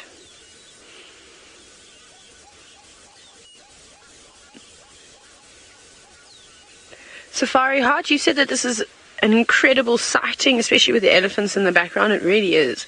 And if you come up to the Mara, if you ever get a chance to come and visit here, it's actually a very, very common sight, which is amazing, because I mean, I've never seen so many elephants as your backdrop in my entire life. They're often, if I go back and look through a lot of my pictures, I'll end up seeing that there are elephants somewhere in the picture, even if they're not the focus. It could be something else. And it is beautiful, and they cause a lot of trouble for these lions. It's quite funny the way that they do. They come in and wreck hunts often. But I mean, if it's not elephants, then it's the wind swirling, or it's lion cubs that are inexperienced.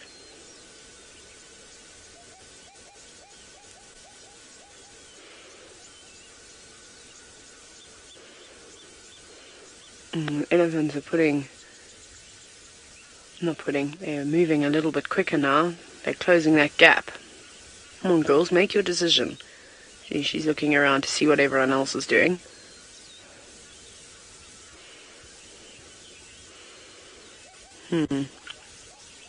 Well, we're obviously not going to go anywhere, because this is a very beautiful site and many things could happen here. So what I will do, though, is going to send you down to South Africa with Noelle, with a bird that seems to be doing a dance in a tree.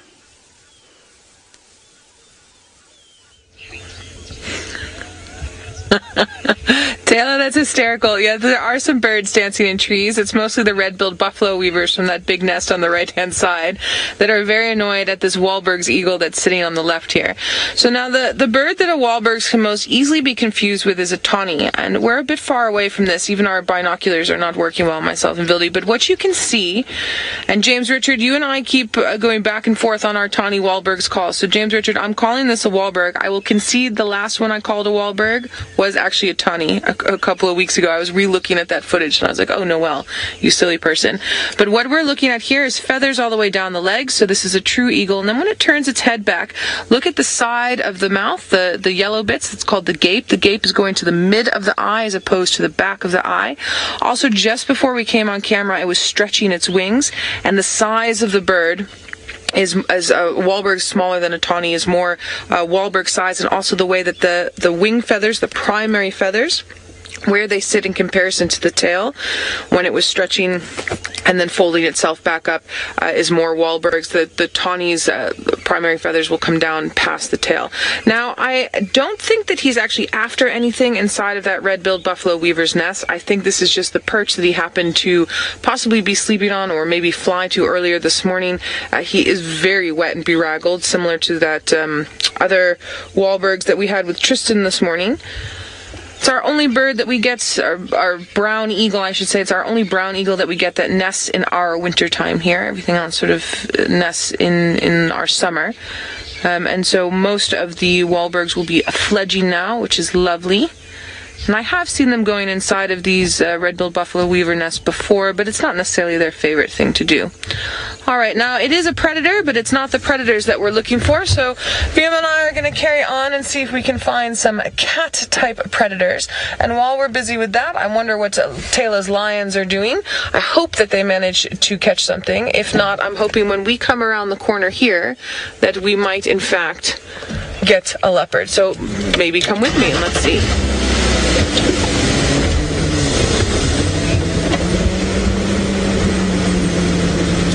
Ooh, sorry, big bump. Alright. Sometimes in these little drainage lines there might be little bits of leopard. Maybe we come around the corner and it's standing there in the road and grooming itself, and no. Alright. While we're busy looking, let's head on over to Tristan, who's got a hippo.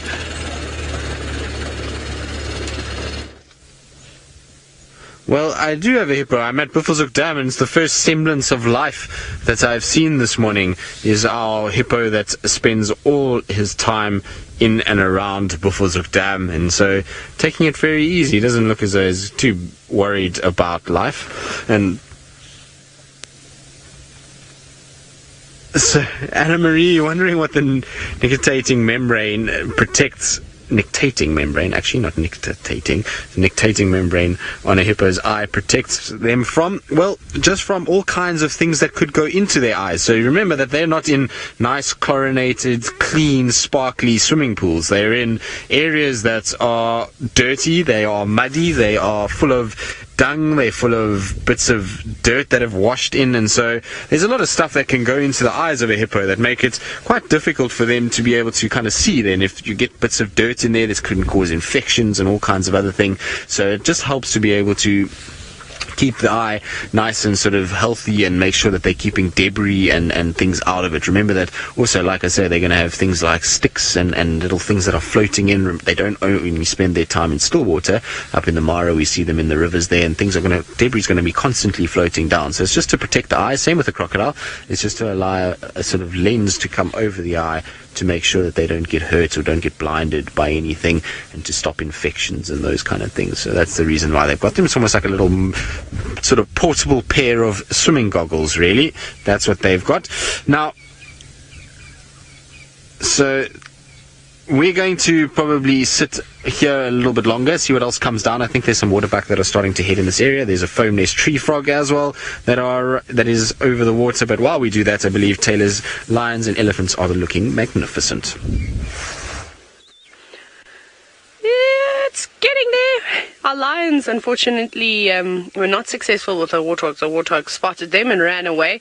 But now they're trying to pick up the pace and chase after them. But when a warthog has seen a lion from a very far distance and has already sprinted off, the chances of them, being successful in that respect is quite slim. There are some elephants, though, approaching the lions, and they don't seem to be showing too much interest. They're watching them, but you can see those lions are on the move. They're running away.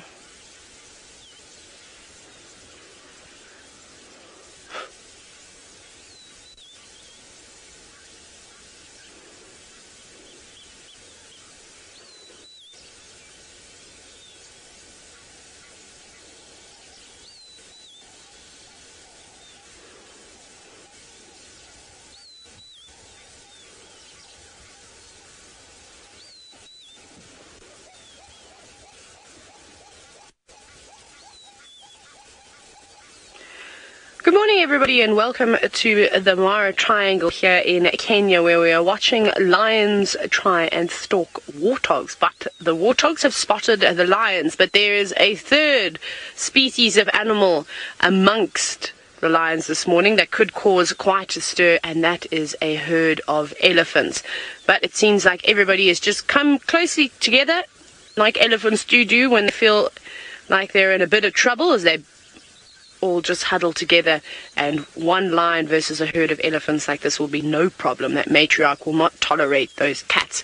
Now, this is live, this is interactive, this is happening right now, so if you have any questions, all you have to do is just comment away. Now, unfortunately, we're in a non-off-roading area at the moment, so that does limit us to our movements, and there are only a few roads here, so we'll try and watch from a distance and hope that these lions don't move out of sight, because they are moving straight towards a lugger at the moment. A lugger is a type of a drainage line, and I think they're trying to chase after the warthogs which have run into that forest where all those trees. As you can see, the elephants are not bothered at all by the lions. That little one just quickly picking up the pace, catching up to mom. And this is typically what you do see, is that these animals most of the time will just move past one another, and as long as both parties ignore one another, there will be no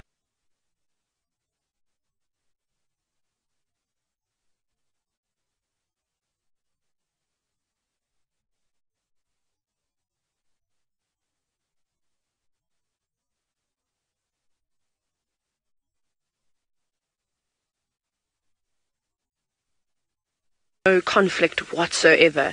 Although 3 lionesses would be very brave to try and take on any one of these elephants, because most of you know that the bond between elephants is impeccable and really strong, and they will not let any cats come between them. They will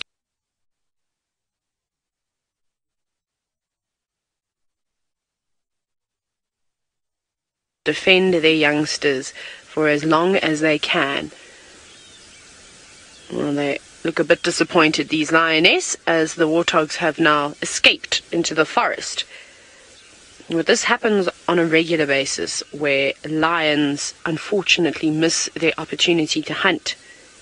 Sometimes the prey is just too good. They have got good sense of smell, good hearing. Their eyesight's not so great. That's for the warthogs, of course. But they tried their best this morning. Well done, girls. And there are plenty more warthogs out in the sea of golden grass, so they'll have a number of different attempts throughout the day. Safari Heart, you're wondering, when do elephants march in a line and when do they figure out? I don't think there's any strict rule.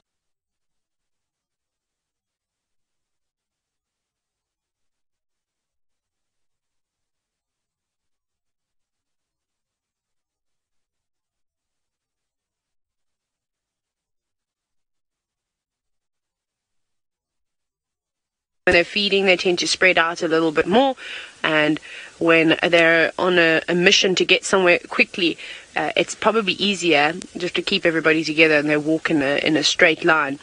And then, of course, we've just seen when there's a situation where there are predators around, they either form a protective circle, which will often have the little ones in the middle, or they'll walk in a straight line like that and have the little ones amongst the adults and close at their heels, and then everything will be fine. But there's no set rule, I'm afraid.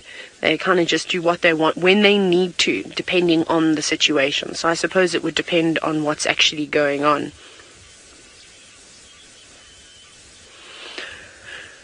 Whale, you're wondering if a singular lion can kill an elephant? If it's a baby elephant, perhaps, but otherwise, no. Elephants are the real kings of the savannah.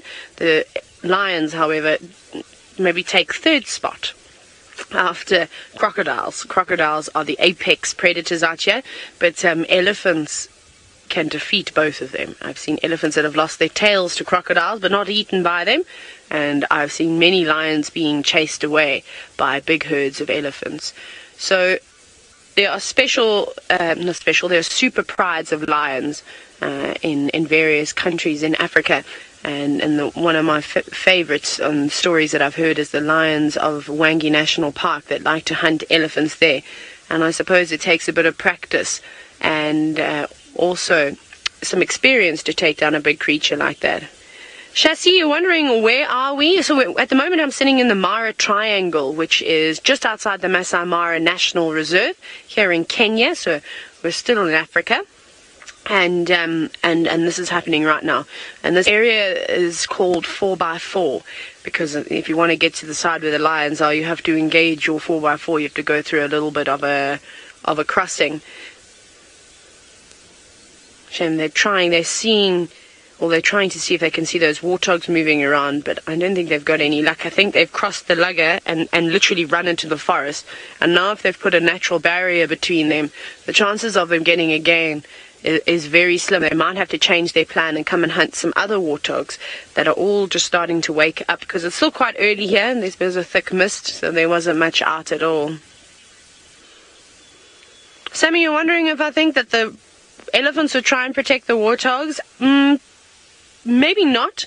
The elephants seem to be on a mission marching in the direction of the marsh, which is where they typically go in for the day. So I think that these elephants would put enough of a gap between them and the lions to not really be concerned about the wails of a warthog. Now, elephants are known, though, to charge in. I've seen it myself when lions have been trying to take on buffalo, where they've come in and they've chased the lions away and assisted. But I think they're just responding to the distress calls. See, you're wondering how long does a lion hunt take? It can take anywhere from 2 minutes to hours and hours and hours long. Remember, it's very difficult for these cats. They've got to try and stalk and get as close to their prey as possible in order to have more of a chance of catching something. You see, the grass is quite short in this area too, so they do have to cover quite a large open area before they can get close to some of the warthogs. And if they don't do that quickly and stay down low, then they get spotted. But now they've crossed that lugger. Jackie, you're wondering if these lioness are mums? Yes, they are. 2 of them are, at least. They have 7 cubs. This is the marsh breakaway pride, which lives up here. And so they do. They've got 3 very young cubs that are, I don't know, maybe about 4 months old now, somewhere around there, 4 or 5, about 4 months old.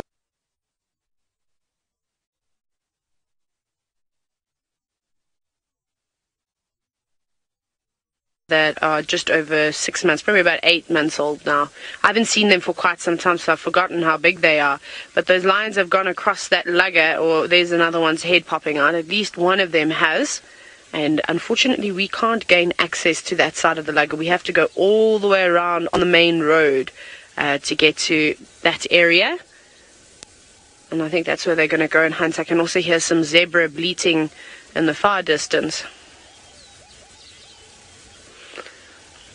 And, well, that's what I think they're going to do. I think they're going to jump through that lugger, head across that forest where they've got a better chance of hunting with all that cover.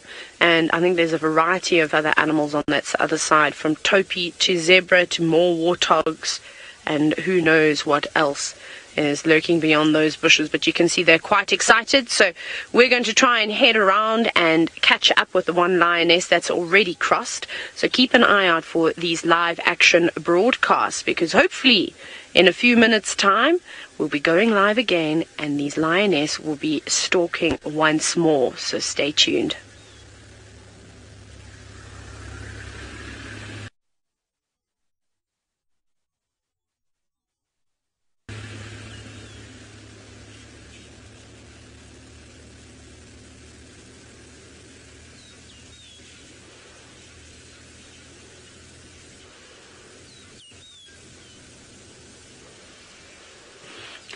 Hello internet folk. We're gonna have to go a long way around now, because if they cross that lugger, I think there's lots of things there, and unfortunately the only way to access that road is near the boom near Little Governor's Camp. So we have got quite a detour, which is makes me a bit sad, because anything could happen now on the section where there isn't much road. I'm so sorry, Rebecca, I did not hear who you said I must link to. I completely missed that. Let's see if Alice is going to jump on the radio before the 10-second delay. Oh, there we go. There we go. Right. So what I am going to do is, while we try and get around and get a better position of our cats, you know, Rolf has got the cheetah. Even though they've got full bellies, it might just be nice to see their smiley faces.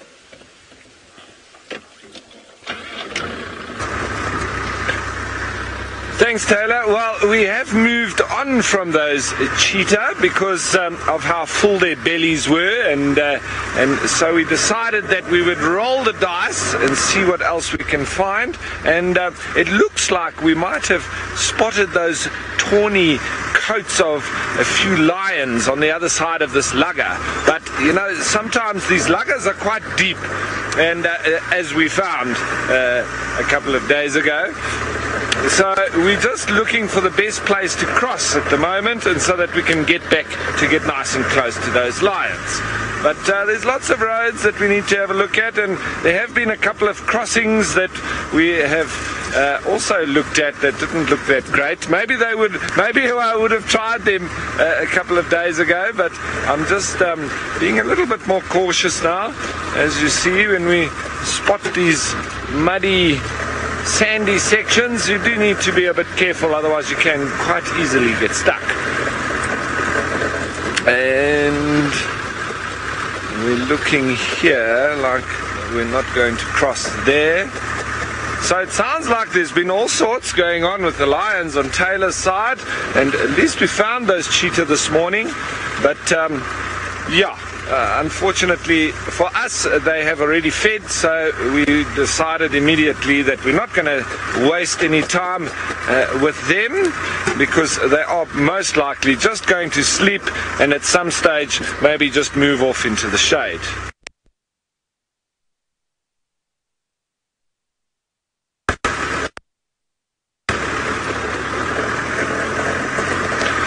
Now, Tom, you're asking quite a pertinent question in that, do you think it's a good idea to be getting involved or interfering in a hunt if it's involving an endangered species? Well, Tom, from my perspective, I would say absolutely not. The only time that I believe that we should interfere in any way is if the problem is as a result of an interference from us in the first place. So that for me is my thoughts on that, and so I think we would definitely leave them alone, except in a position where you've pressed somehow from an that little cub that had been speared, and that then obviously there's an intervention. The vets came in and helped out, and that resulted in a good result. But if, for instance, you had to have, and now I know you're saying endangered species, so for instance with that wild dog that was bitten by either a hyena or a lion on the back or on the back legs, and Noel was a very big part of that. I don't think, and there's an endangered species right there with the wild dogs. So should we get involved? I don't think so, because we're allowing the natural process to unfold, and that wild dog, well, could form to be. So for us to intervene there, we're actually taking out potential food for another animal as well. Now it seems like there's a little bit of action up front here, so we're going to pop our noses in there and see what's going on. Lions are. There might be something else happening. I think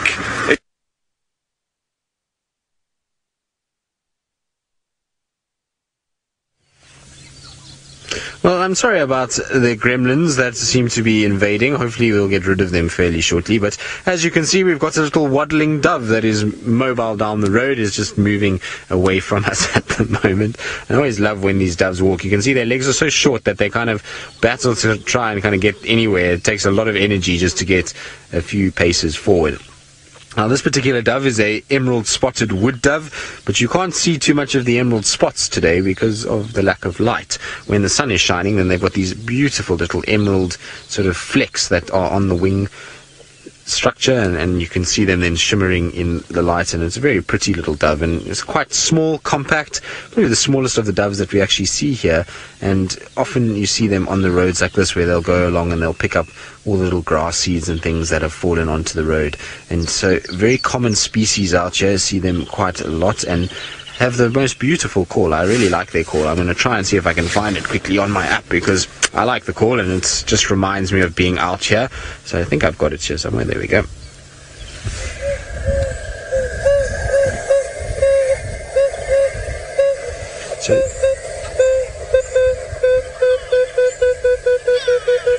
So very typical kind of dove, quite a hollow sound that they make. It's very, very, very cool to see. And like I say, I like these doves. And I actually had one of my most insane bird sightings with an emerald spotted wood dove, because I was sitting once in a lion sighting, and the lions were completely fast asleep and not really much was happening at all.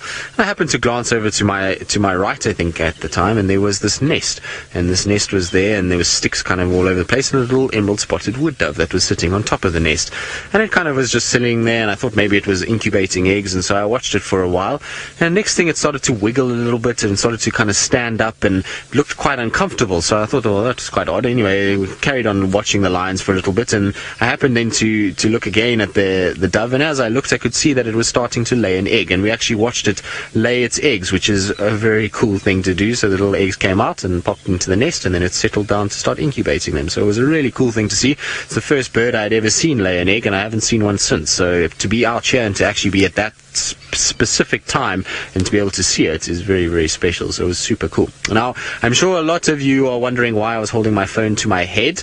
Is because, well, that's because we're playing the sound off an app on my phone, and so my microphone sits right here, and that's why putting my phone there helps to just sort of get it out there and so that you can all hear it.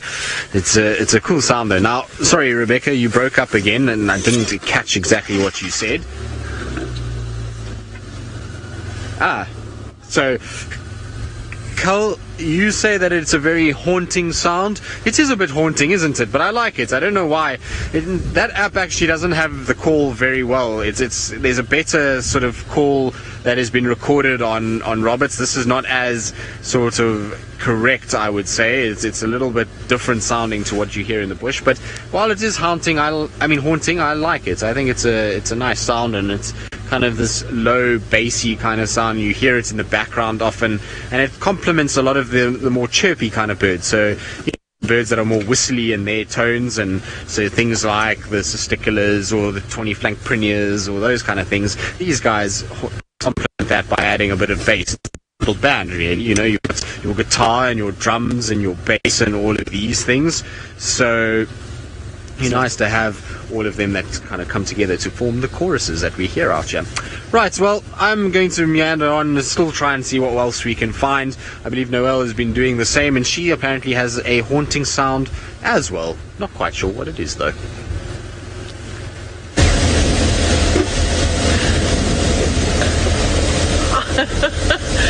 Tris, I do have a haunting sound. It's the haunting sound of a lack of any cats. And I keep listening to the guys that are in Little Gowrie with Shadow and her youngster and Hasana that are there, and she's busy trying to get the male leopard away from the kill, and the youngster's up in the tree. So I am being haunted. I am definitely being haunted. Now, for actual haunting sounds of birds, I actually have to think about that one a little bit. I don't know if I would say haunting, but I enjoy the ground hornbills, the hoo-too-too, hoo-too-too-too, hoo-too-too-too, when it's farther off. Also very deep and very bassy. So where we're headed now is we are pretty much on the farthermost east boundary we can go.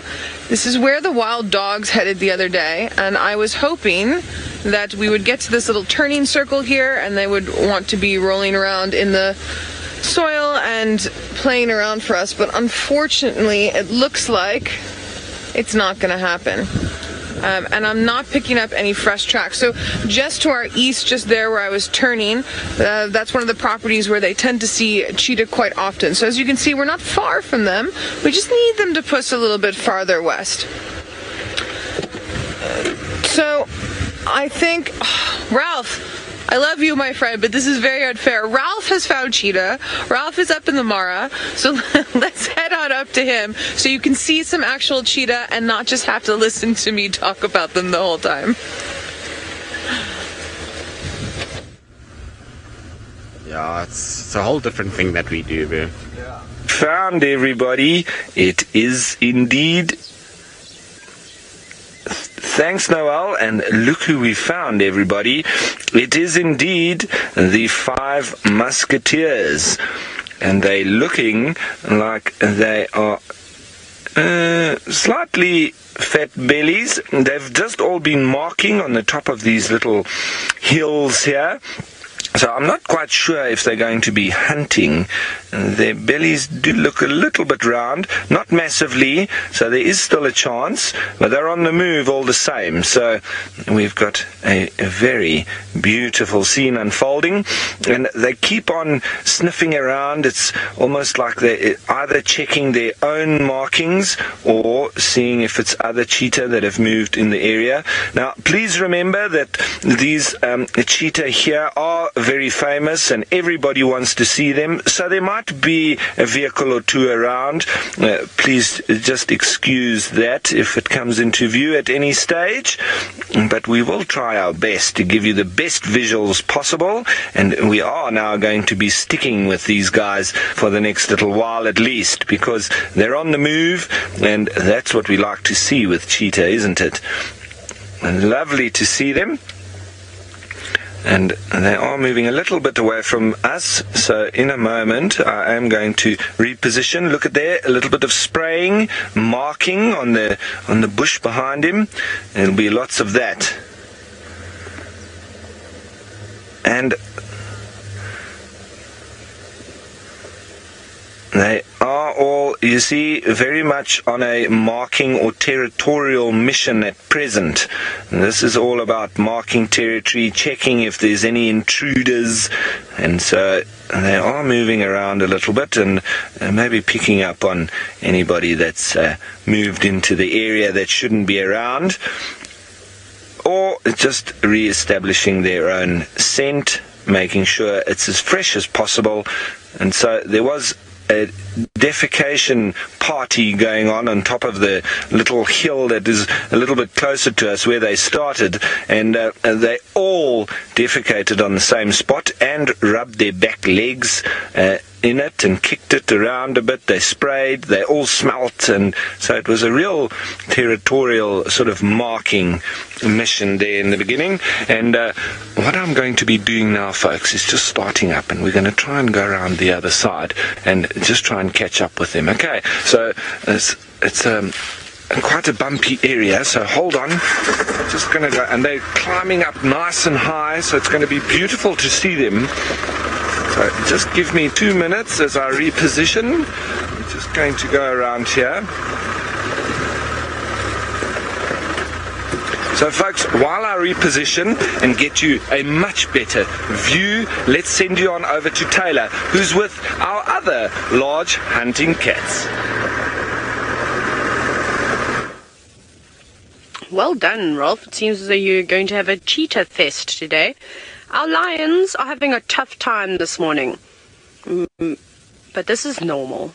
This is normally what we get to see, is a lot of stalking, a lot of frustration showing in their faces after not being successful. But there's so many warthogs around that the opportunities are endless. Now, one lioness has crossed that bugger. I decided not to go all the way around because these two turned their heads to the right and spotted a warthog. And the warthog was too quick for the lions though, and seemed to have very good vision because it had seen it and then took a wide berth all the way around and ran quite far away. So lionesses didn't even get up and chase it. I think they knew that they'd be wasting time by doing that. So now it's just a case of where are they going to go next? Which warthogs are they going to see, or are they going to give up which could also happen. We don't know how long this has been going on for. This could have been going on for the whole night. Maybe this is already their 5th or 6th attempt on warthogs or an animal of sorts. Unfortunately, I wasn't here following them all night long. And I wasn't able to, of course, see that. But it's quite funny though, when I was driving around here, I was going, looking for lions, couldn't find the jackal, staring at lions now, going, looking for lions, and then kept driving past them while I was looking at the lions and went, oh, wait, that's the animal I'm talking about, that's what I'm supposed to stop at, so I had to reverse to come back to the lions. Which was quite funny, actually. I can't believe it. Sometimes that does happen. It looks like they're settling down for the minute. Now, there's no warthogs immediately around them. There's a couple of 100 meters. They'll have to get up and start moving in the direction of some of these warthogs. But it's also going to be hot because now all the clouds have pretty much burnt away. There's just that haze that's around. And I don't think they're going to want to be sitting up in the shade. No, don't go down there. No, I think they might be going into the lugger. And they often lay in the luggers. They can utilize the luggers for shade too. So it's not necessarily a bad spot for a lion to sit or sleep in. It'll probably be a bit better. There's another head. I'm just crossing the other side now. Oh no, that's not good news for us. Now there isn't a road that runs along that tree line, unfortunately. And there isn't a road on the other side of the tree line either. The next one is sort of halfway between, maybe about another 50 or 60 meters further north of that tree line, and it cuts across there. So hopefully if they do go all the way through, they cross the tree line and then pop out on the other side, then we'll see them again. Otherwise we're going to be pretty stuck and not really be able to figure out where they're going. Maybe they come back. Who knows?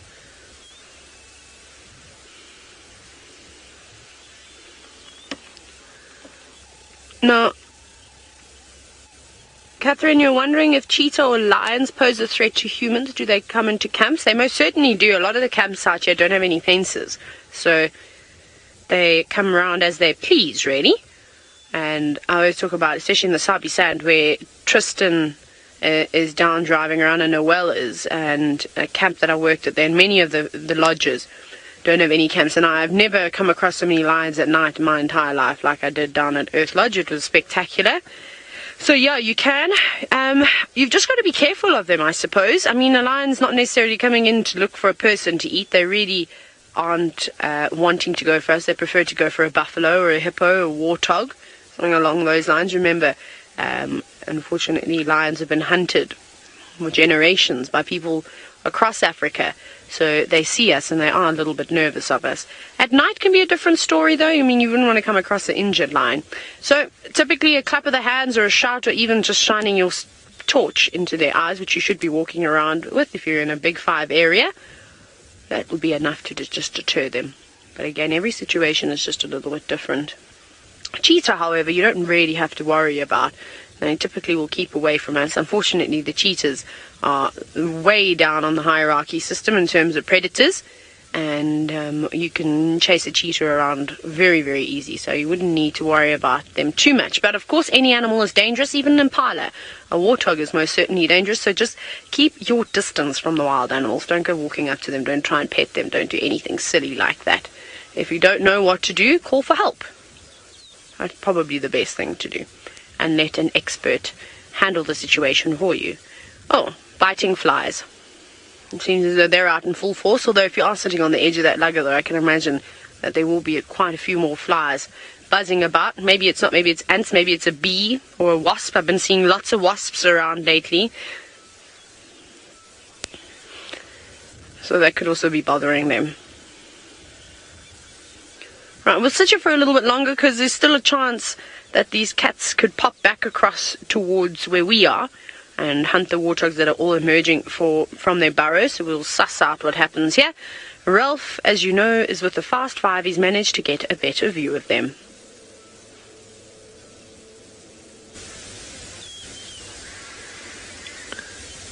Thanks, Taylor. Yes, well, they're keeping us on our toes a little bit, these 5 boys, because they're running around. They have been drinking, they've been marking, and now they seem to be going up onto all the high points and then doing exactly that. So it's wonderful to see. And I must reiterate that this is the largest coalition of cheetah that I have ever come across. Before this, I've known a coalition of 3, and I've seen that a couple of times, but I'd never seen any more than that. So this is very interesting for me, and also why it draws such big interest, not only from us and you, the viewers, but also from the tour operators and all the visitors to the Masai Mara, and that's why sometimes there can be quite a few people watching together with us. And that's just a reminder of the interest in these beautiful cats. But it's lovely to watch, and as I said, I'm not sure if they are going to be hunting this morning, but we will follow and find out all the same.